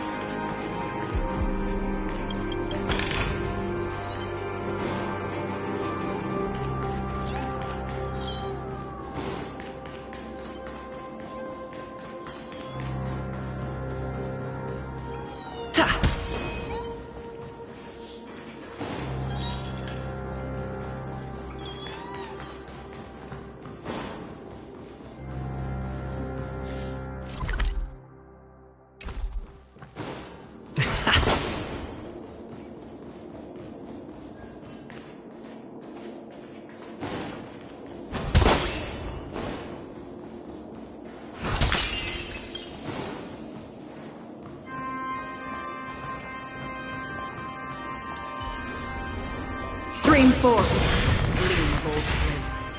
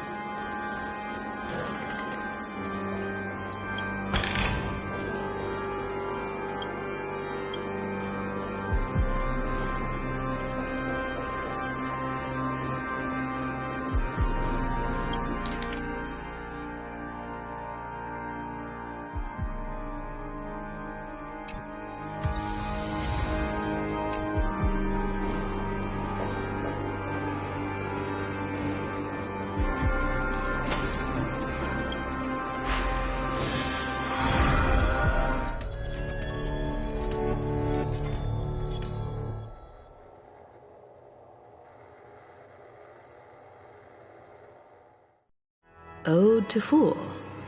This must be the second act. The surroundings are different from before.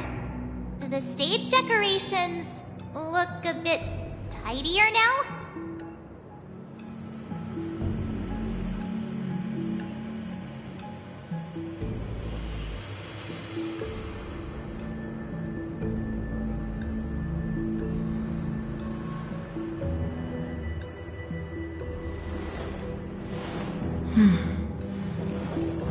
Behold the ensuing tale, a struggle for power. Penacony witnessed the ascent of the 7 major lineages: tree, grass, flower, bird, beast, fruit, and insect. Peace never truly graced Land of the Exiles. The history in this era is rich and intricate, so please allow me to present it in allegorical form.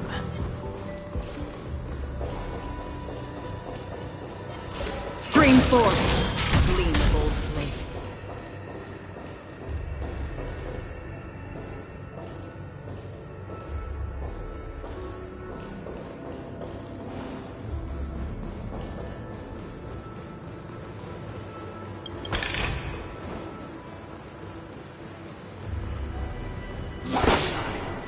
You did not serve the old master. The leader of the Alfalfa family sought to defect to the IPC, trading freedom for survival. However, his eldest son slew him in the name of righteousness and ascended as the new family head.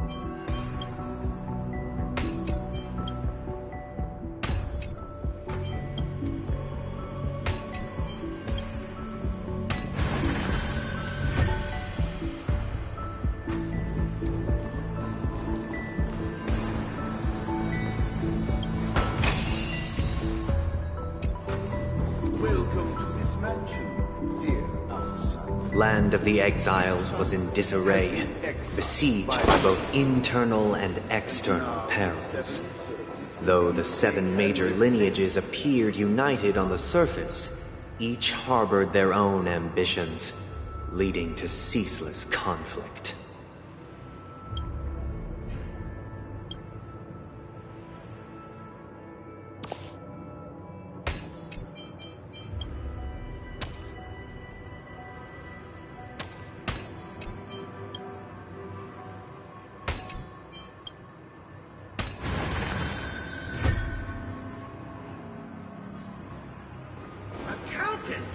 We are the pillars of this mansion. The Black Plum family was the first to fall. They withered away in the White Desert event, orchestrated by the Alfalfa family. Forged me from fire. I'm superior to you.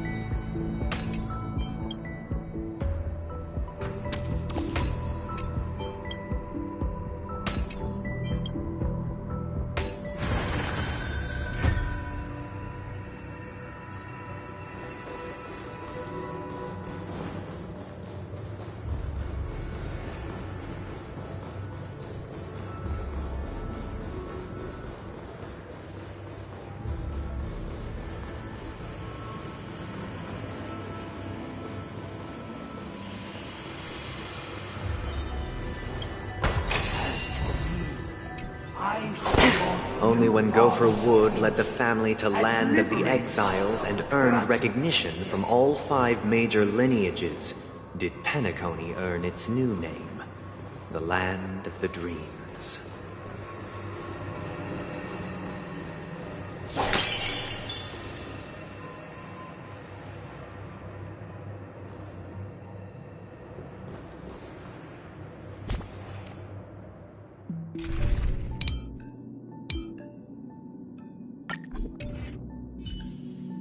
Sound lingers.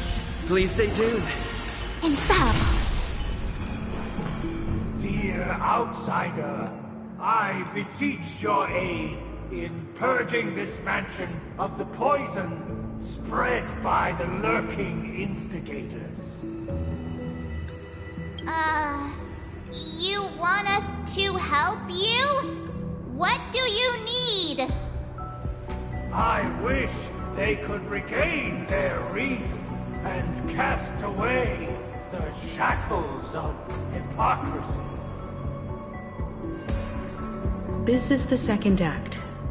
Looks like it's about Penacony's journey to becoming the Land of the Dreams, during which the family plays a crucial role. But this new master seems like a bad guy to me, don't you think? Perhaps this is the truth Sunday is trying to express, if you read between the lines. The Harmony changed Penacony just as the guards once did.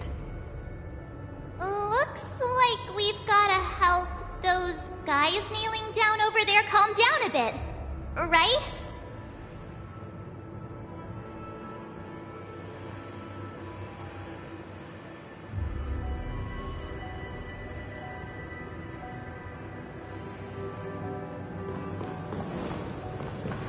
Where are you headed, dear outsider? Guess we won't be able to leave until this act is complete.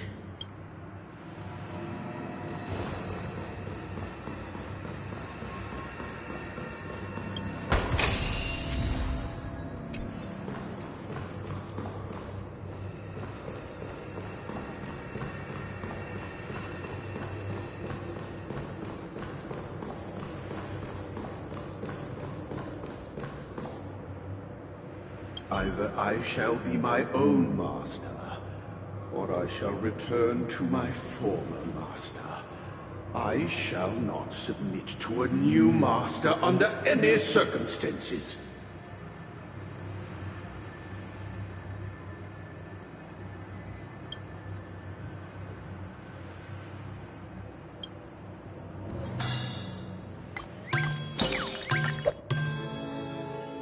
Without a master, who can grant me true freedom? Master is no longer here. I thought I'd be free, but I'm not. Now, without my master's command, I'll have to seek guidance from the blind.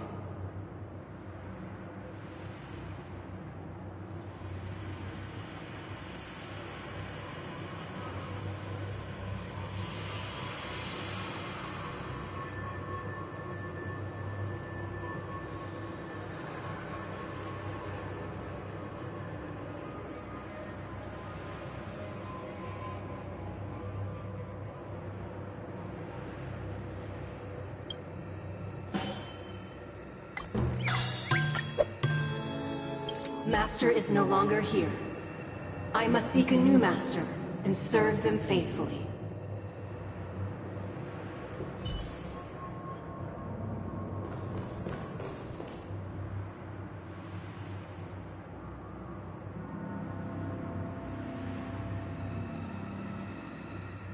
Once, I stood as the most loyal guard among all the servants. Now, with my master vanished, it's my right to assume control of his dominion.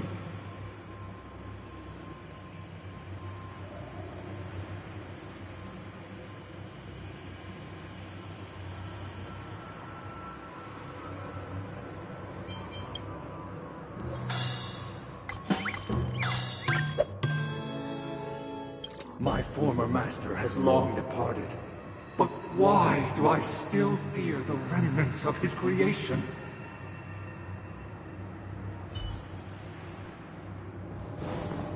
Master! Oh, you will return in due course, and I shall stand vigilant, awaiting the reward for my loyalty.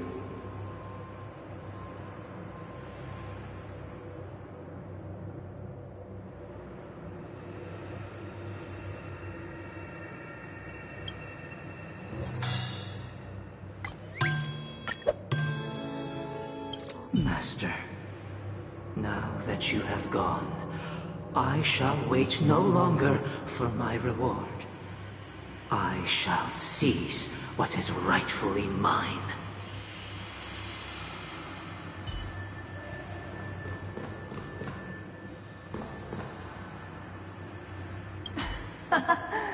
In the absence of my master, I am free. But without their guidance, for whom shall I sing?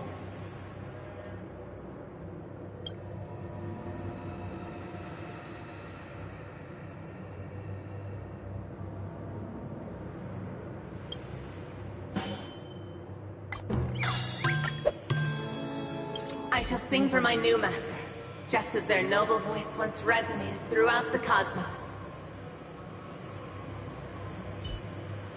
Thank you, dear outsiders.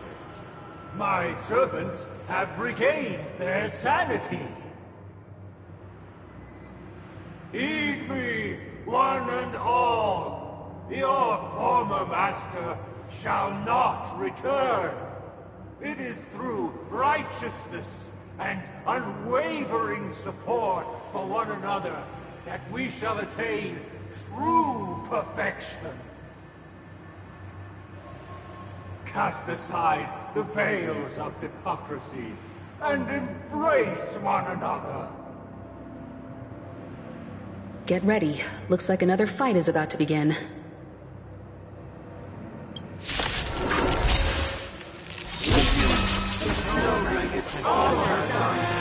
The sky trembles, and the earth teeters on the brink of collapse. At the edge of the silver universe, the first ones shroud under the rising sun.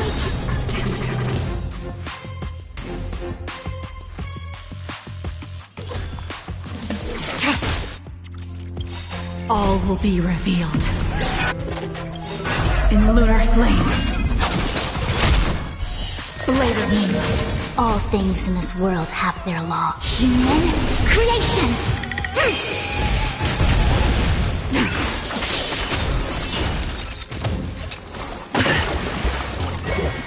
Try harder.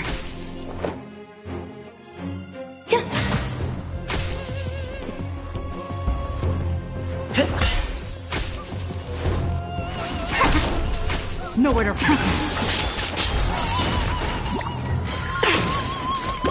Enjoying yourself? Take your positions. Dreams do come true. Let the show begin!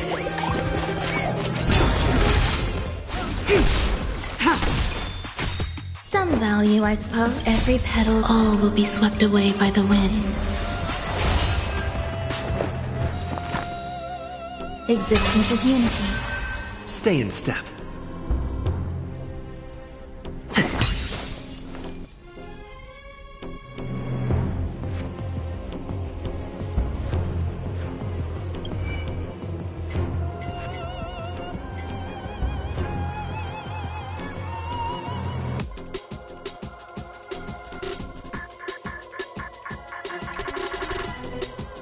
An endless lifespan. Blade of moonlight. I see through you. All will be revealed. In lunar flame.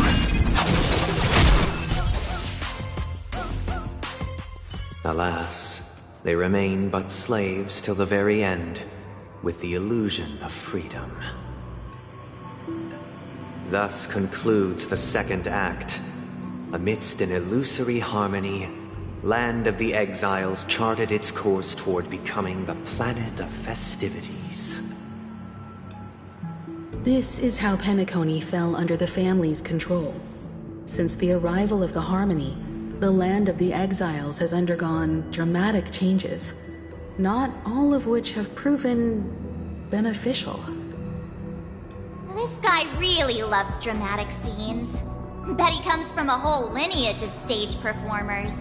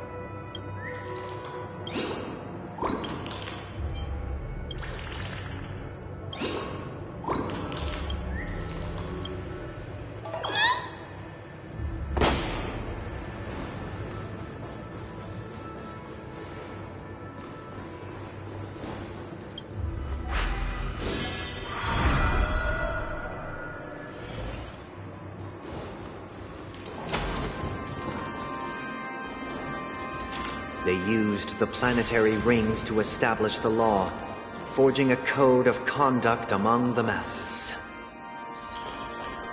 A grand lyre with black and white keys served as an instrument, while symbols of articulation and numerical notation took the form of musical notes.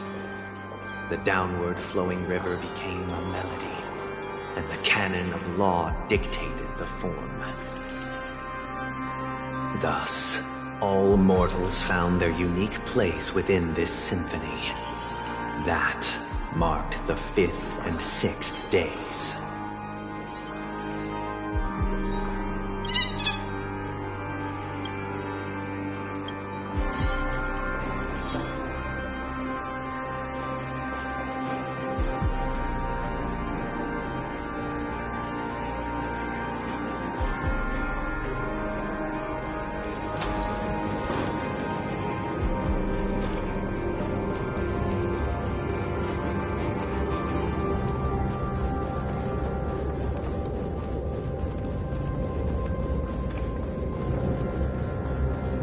This guy is really into these puppets.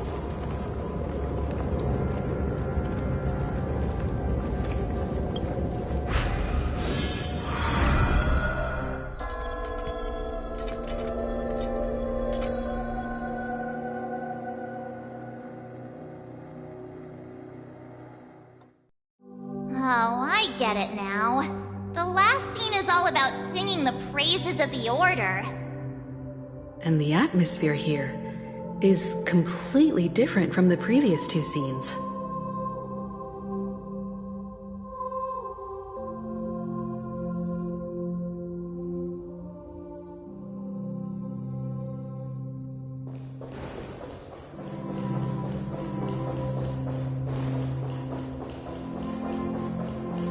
This is the concluding act of this play. I have showcased the past and present of Penacony, hoping that my desire for change resonates within you. And now, I shall reveal its future to you.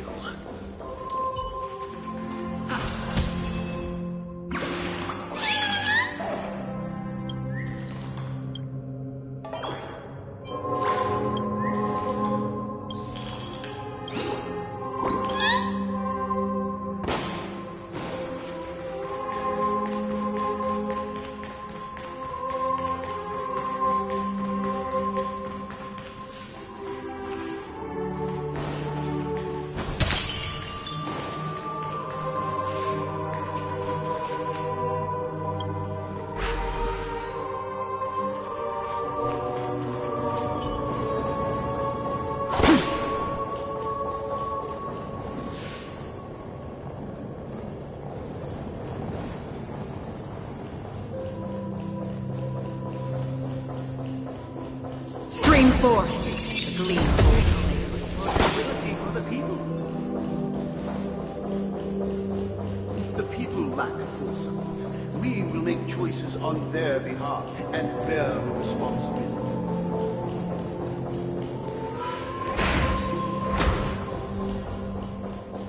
forth, gleam bold blades.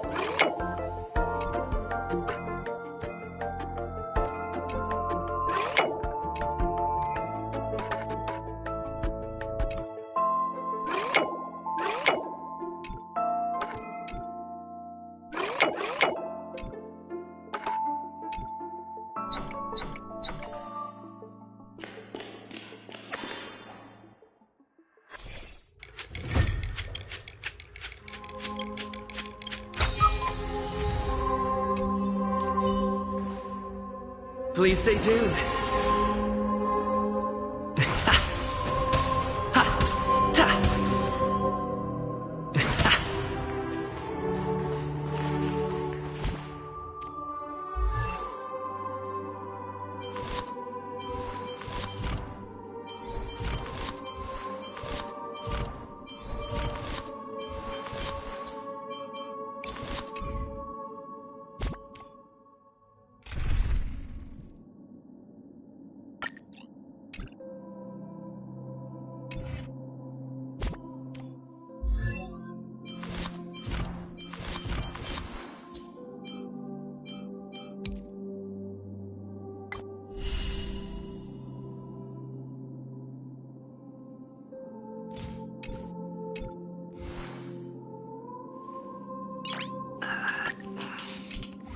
Nice.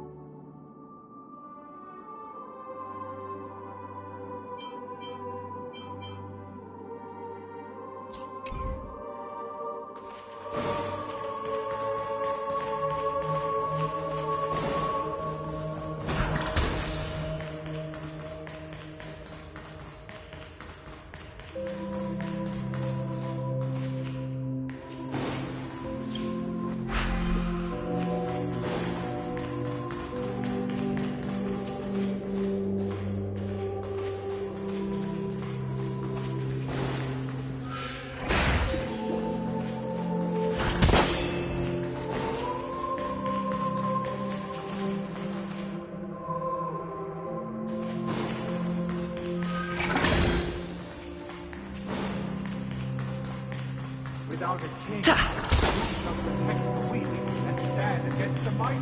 We shall support one another, protecting the weak and standing against Stream the mighty. forth, gleam of old blades.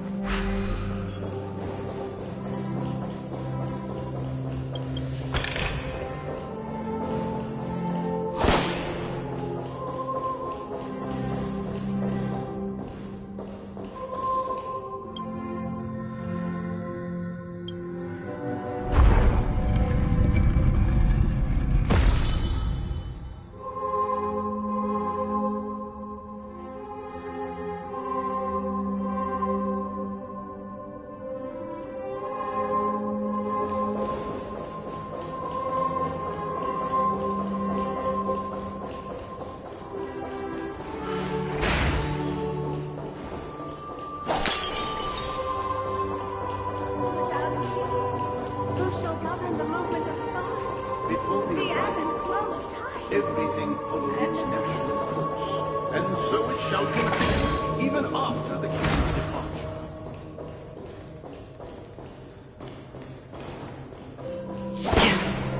After the king's departure, we no longer have shall become the new king. For we have become kings of all things. Stream forth, gleam of old blades.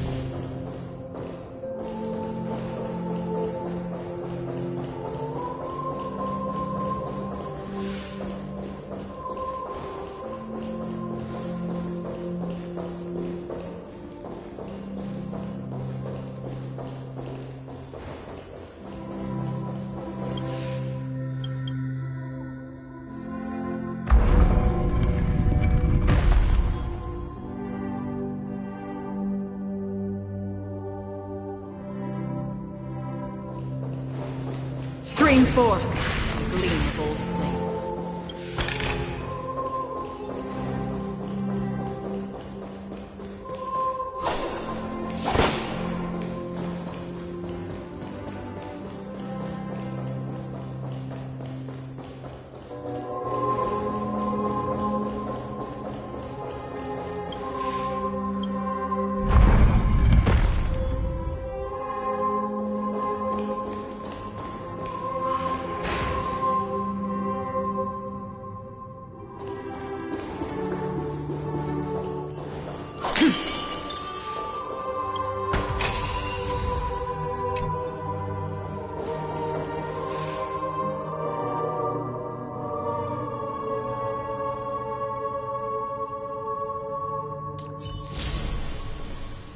Make a wish. Hey, aren't we supposed to kick off a short story and have a fight here just like we did in the previous acts? Why aren't any of these puppets saying anything? Perhaps we'll need to complete the story ourselves, just like we did before. So, do you think their mind needs tinkering or something?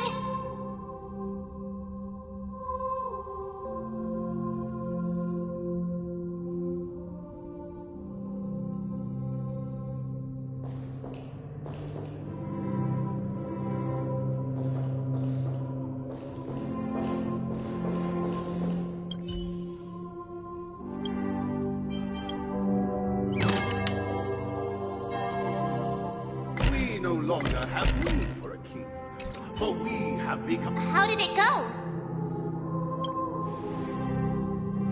You can't change them? What does that mean? My apologies for my negligence. I forgot to inform you that the final part was scripted long ago. Let our previous king recount it to you. Now it is time for the final rite. Prepare for battle. Looks like we'll have to fight again. Descending from the infinite spiral staircase, like the earth towards the future, measured steps. No need to remember me, or seek my existence. For the contours of my mind shall intersect with common experience. Dreams do come true. Still waters of oblivion. I see through you. Together as one.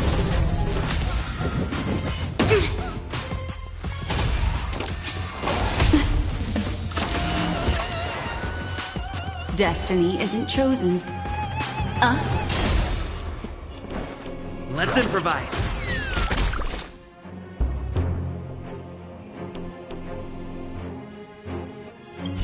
I weep for the departed. It too shall fall.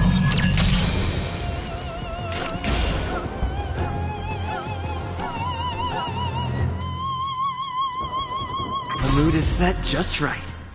Let the show begin!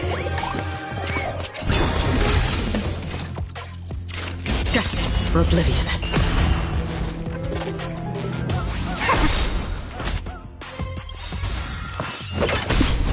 All things must human creations!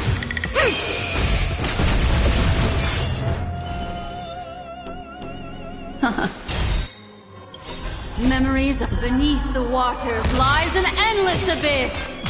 Stay in step. Dreams do come true. Another journey begins on the still waters of oblivion.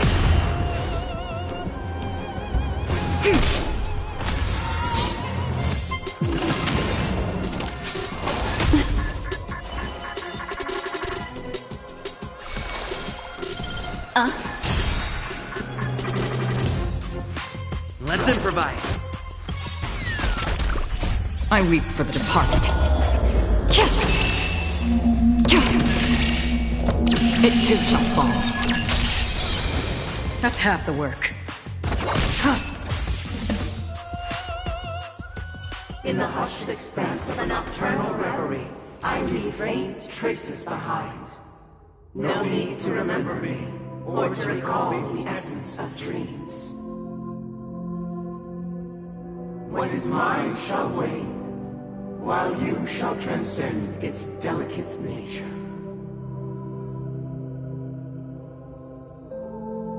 This is the final scene. It's much more straightforward.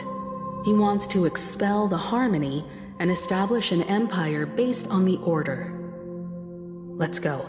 Once this stage play concludes, it'll be time for the main event, the Charmony Festival.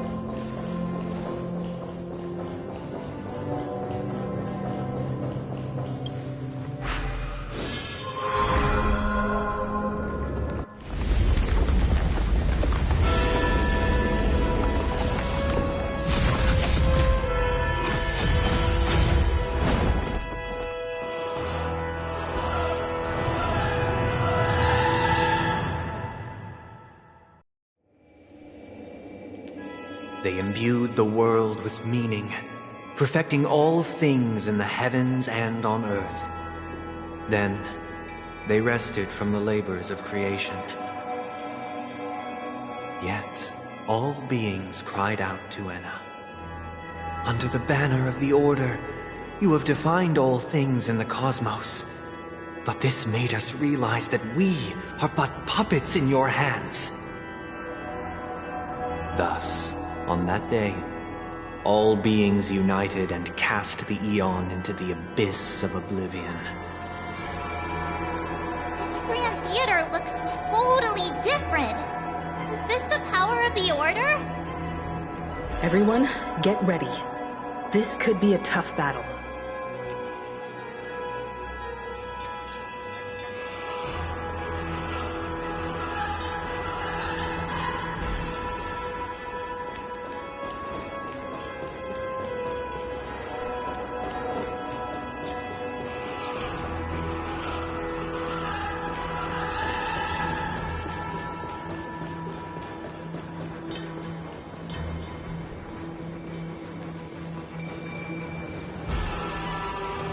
That marked the seventh day.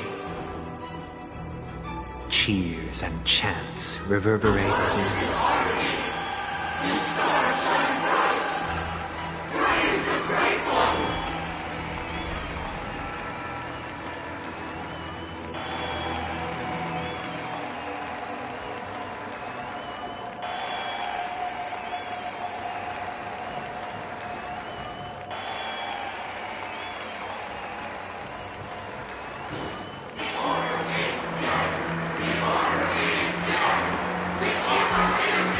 Please stay tuned.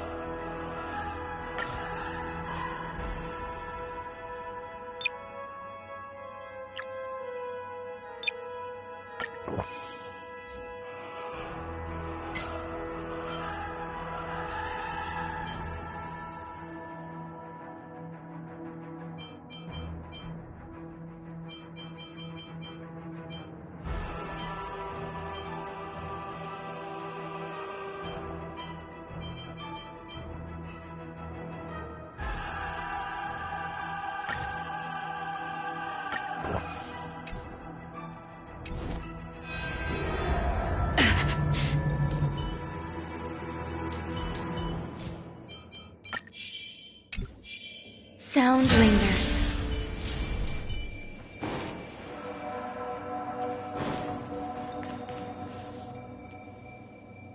Look! There he is! That concludes everything related to the Order. What are your reflections on this, my dear guests? Nevertheless, this is but a trivial blip in the annals of galactic history. What truly matters is the course this river shall take in the days to come. You've arrived at the perfect moment. The Charmony Festival is about to commence, and it would be a shame if you were absent for the Harmony's prologue. Allow me to extend my warmest welcome once more. Welcome to Penacony Theater, the very core of the Sweet Dream, the abode of the Stellaron, the grand stage of the Charmony Festival,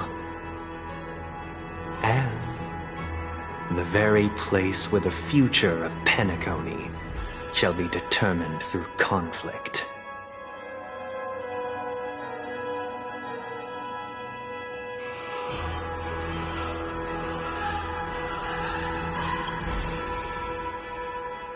Your unwavering faith in the Trailblaze is truly impressive. True goodness can only be achieved through faith. Allow me to point out that falling into a permanent slumber is not happiness, especially when those people are driven by someone else's will in their sleep. Do you still believe that the Order only seeks to control the universe as their puppet, Himiko? No matter how perfect your vision of paradise may be, a cage remains a cage. People will never achieve true happiness in a world like that. They would just be toys for the Eon. It seems you have misunderstood my intentions. Allow me to clarify.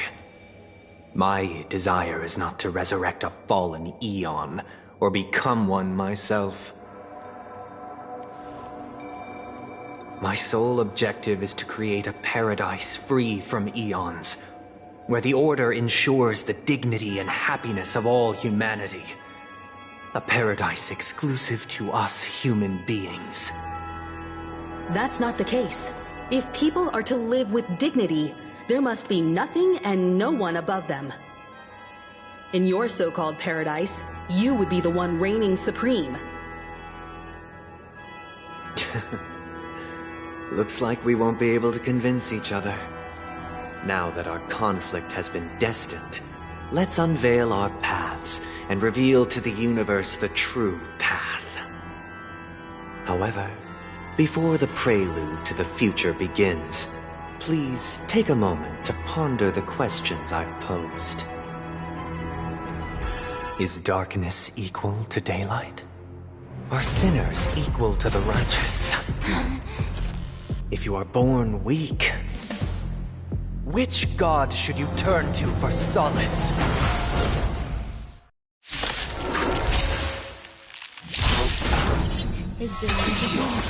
Great minds under the banner of the Order.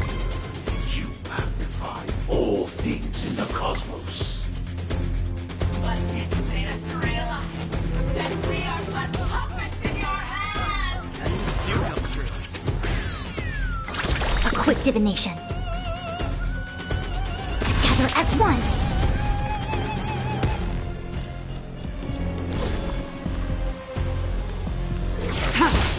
Some value, I suppose.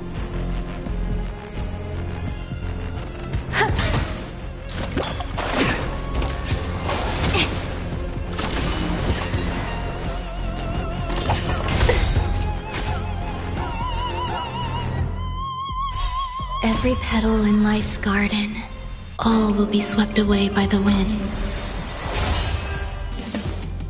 The mood is set just right. Let the show begin!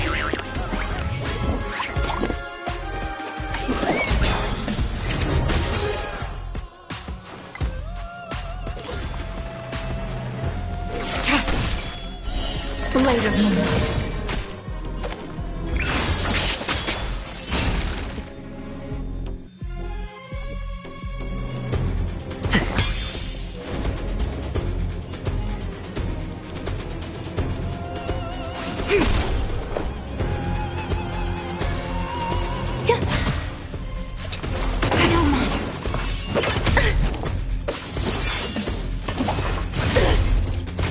Ready for death.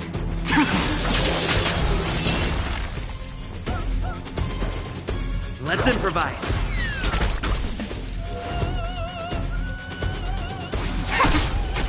There's more to life. Eternal. Try harder.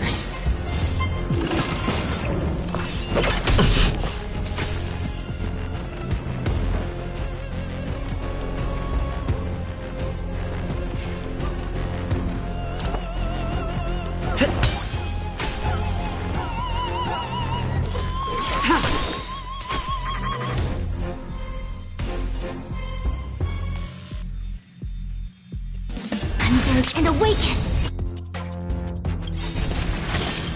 All things human creations!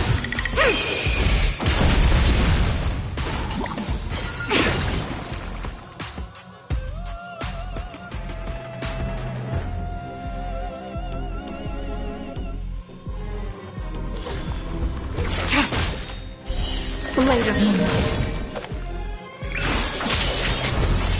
Yin and Yang.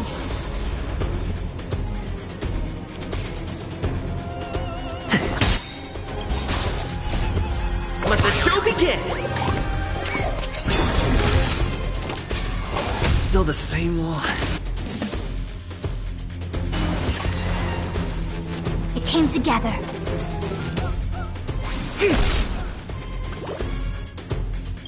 Every petal and all will be swept away by the wind. All will be revealed in lunar flame.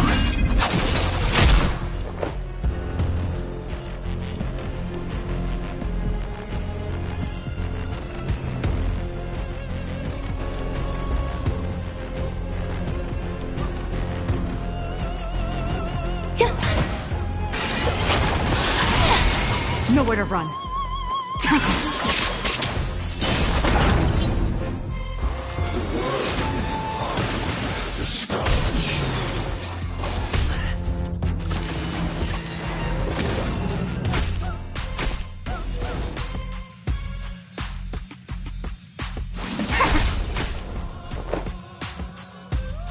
Eternal. harder.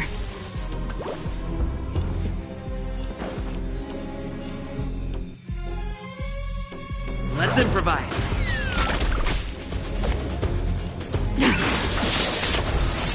Yin and yang.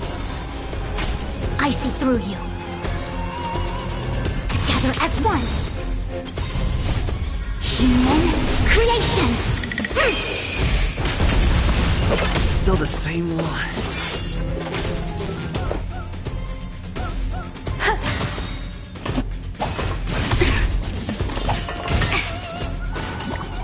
Try harder. No matter.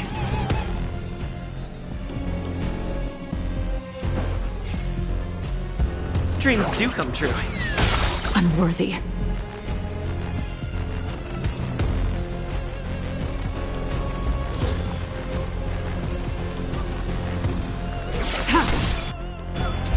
A quick divination. Every petal, all will be swept away by the wind. The mood is set. Let the show begin!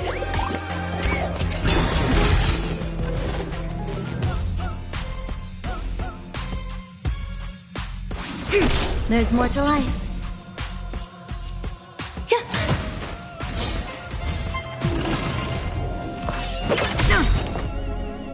All will be revealed. In lunar flame. Blade of moonlight.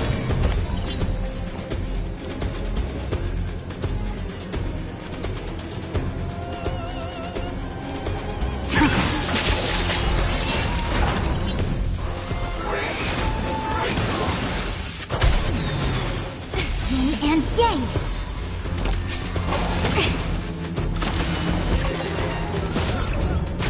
Take your positions.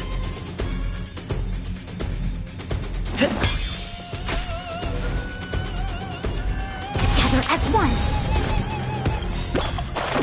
All things in this world. Human creations.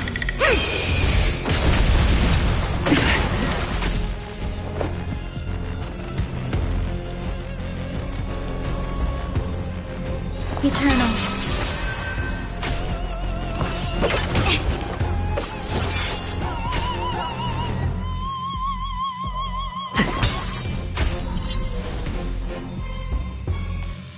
Converge and awaken.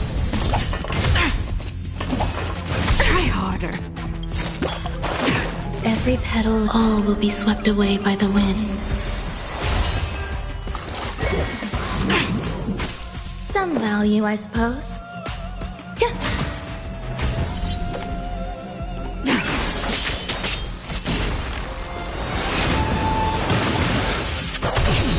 Yin and yang.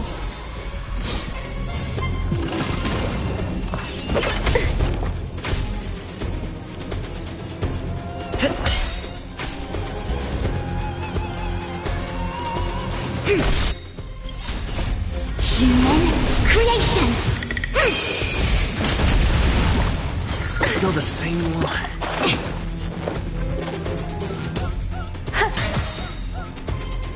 Stay in step. Dreams do come true.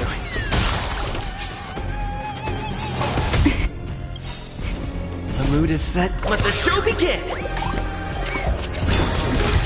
Every petal in life, all will be swept away by the wind.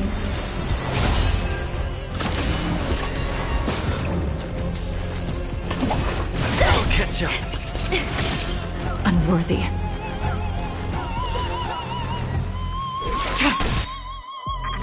All will be revealed. In lunar flame. Blade of moonlight.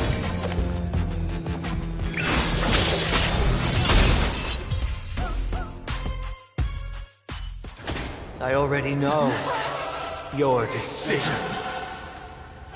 I now permit you to gaze into the sun. On these 107,336 stones, the almighty and powerful springs of harmony are at my disposal! The supreme tuner! Harmonious choir! Dominikus!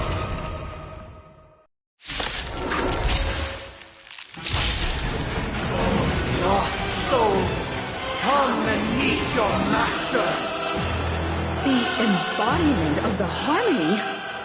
So the true purpose of the Charmony Festival is to usurp it?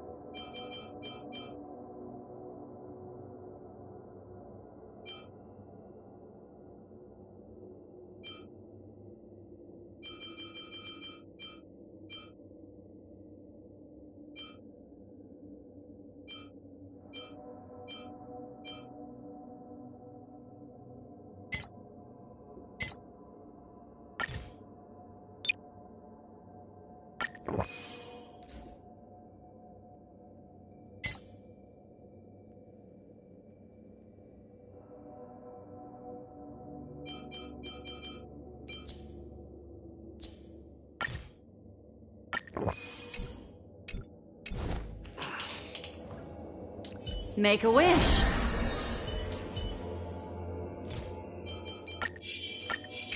Please stay tuned. Infallible.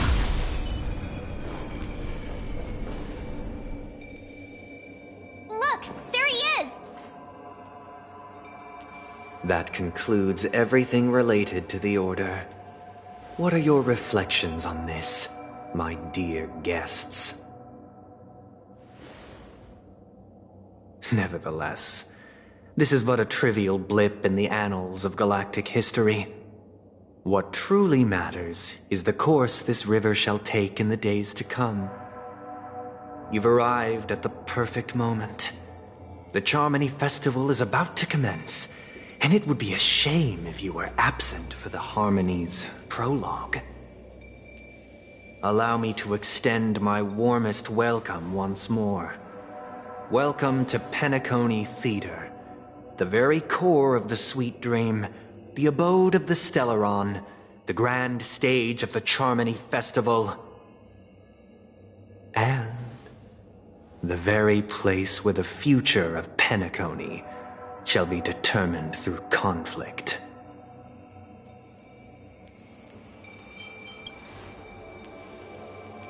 Your unwavering faith in the Trailblaze is truly impressive.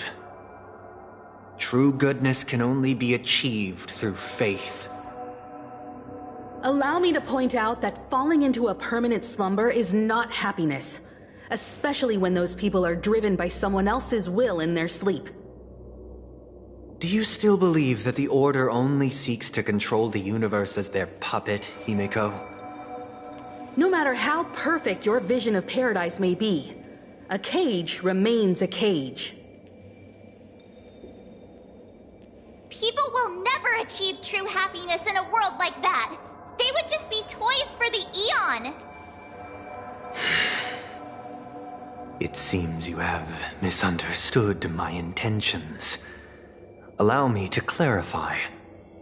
My desire is not to resurrect a fallen Eon, or become one myself. My sole objective is to create a paradise free from eons, where the Order ensures the dignity and happiness of all humanity. A paradise exclusive to us human beings. That's not the case. If people are to live with dignity, there must be nothing and no one above them. In your so-called paradise, you would be the one reigning supreme. Looks like we won't be able to convince each other. Now that our conflict has been destined, let's unveil our paths and reveal to the universe the true path. However, before the prelude to the future begins, please take a moment to ponder the questions I've posed. Is darkness equal to daylight? Are sinners equal to the righteous? If you are born weak, which god should you turn to for solace?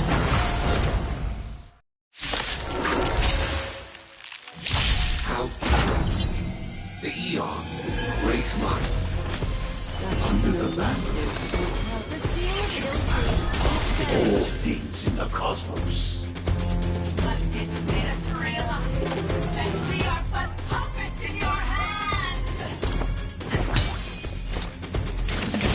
Destined for oblivion. I see through you. Convert and awaken. I weep for the departed. It too shall fall.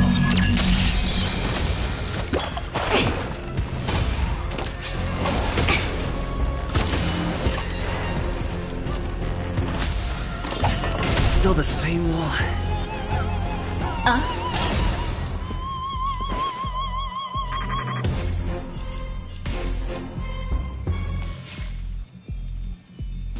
Dreams do come true.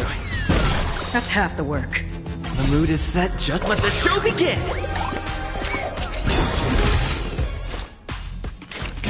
On the still waters of oblivion.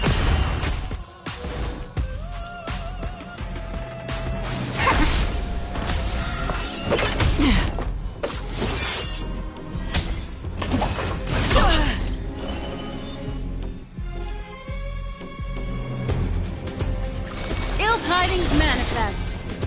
Memories of beneath the waters lies an endless abyss.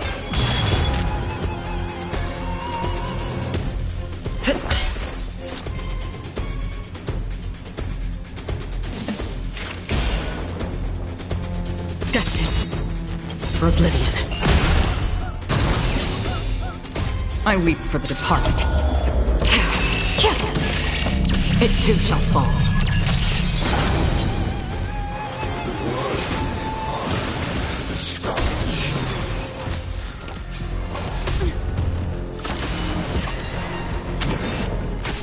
Quick divination.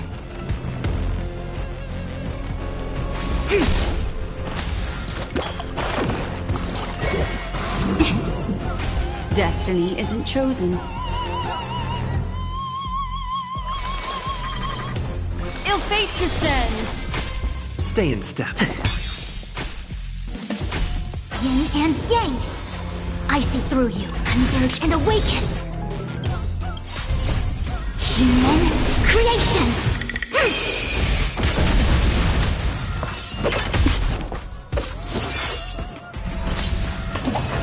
Again?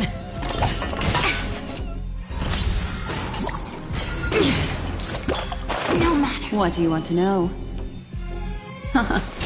Take your positions. Free will, or was it fate? The mood is set, just let the show begin!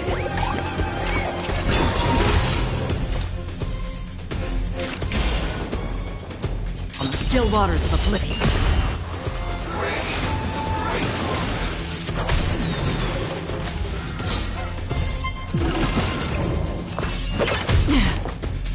A quick divination.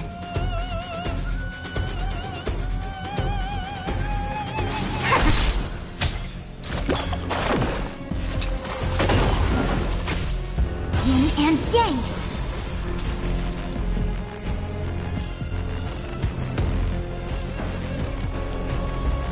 Let's improvise. Destined for oblivion.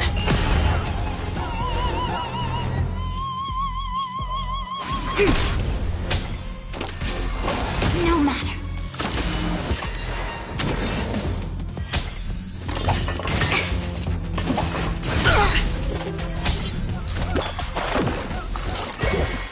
Still the same wall. Destiny isn't chosen.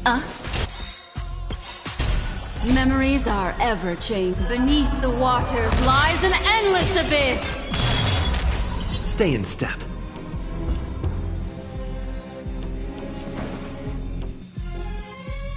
Dreams do come true.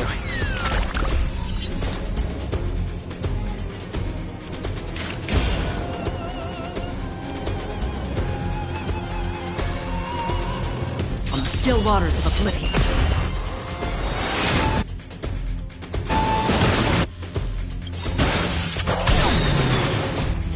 I weep for the departed. It too shall fall. All things human creations! Mood is set. Let the show begin! Yin and yang! It came together.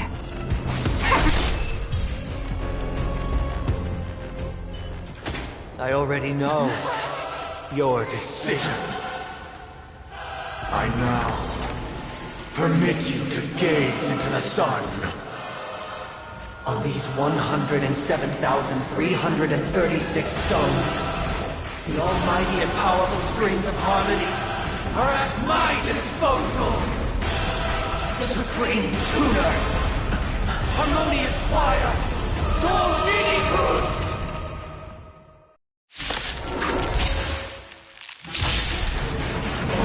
Lost souls, come and meet your master! The embodiment of the harmony? So the true purpose of the Charmony Festival is to usurp it?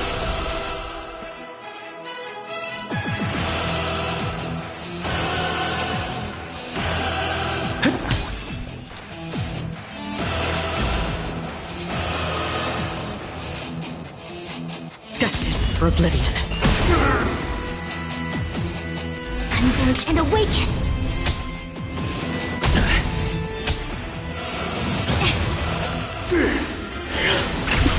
Why is it perceptive as you are?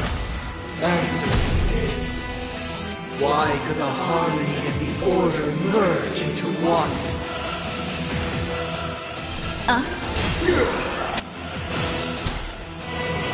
Still the same one. I weep for the departed. It too shall fall. I'm feeling like there's another world in front of my eyes. It's the power of tuning. Don't let the song distract you.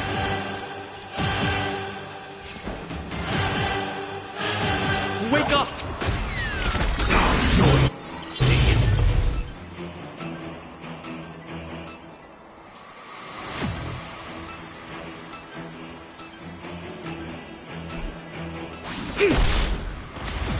Why is everybody silent? The noise is fading.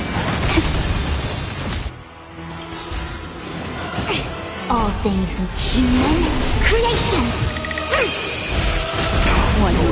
Let's play our own melody. Let the show begin!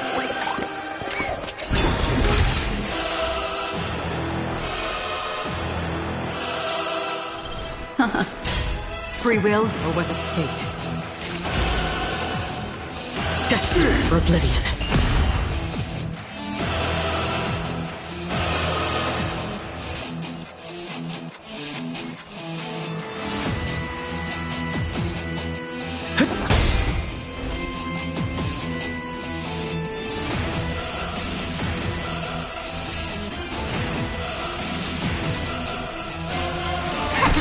Noisy. Enjoy eternal peace.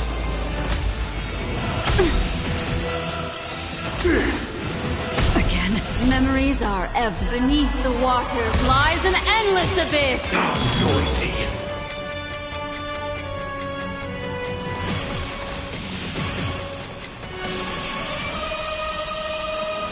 Ill tidings manifest. No matter. Sing together.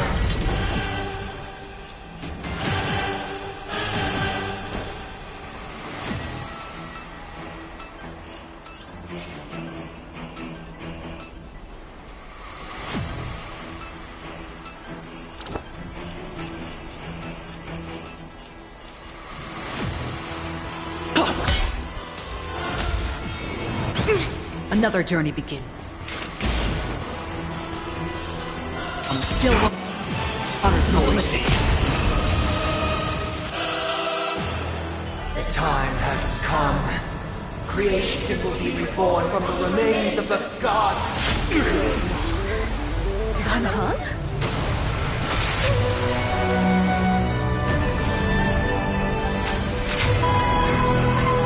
Radiant spirit, heed my word. Show no mercy!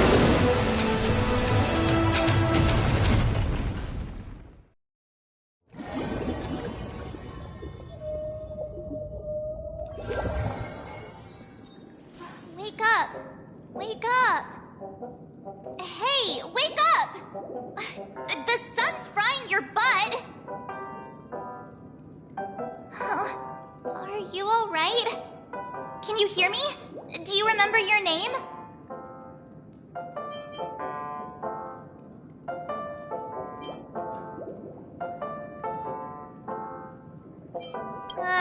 Kind of.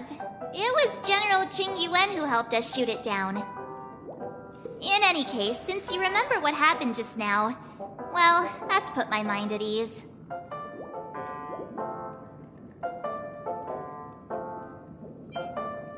It's a long story. Simply put, Dan Heng used the Jade Abacus of Allying Oath when we were in the middle of a fierce battle, and summoned the General to help us just in time. And then we returned to reality. Look, this is your room. Everyone else has also returned from the dreamscape.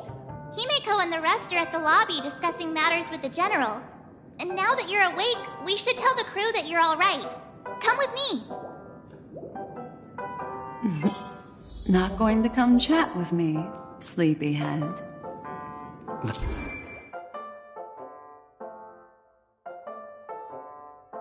That voice... Is that Black Swan?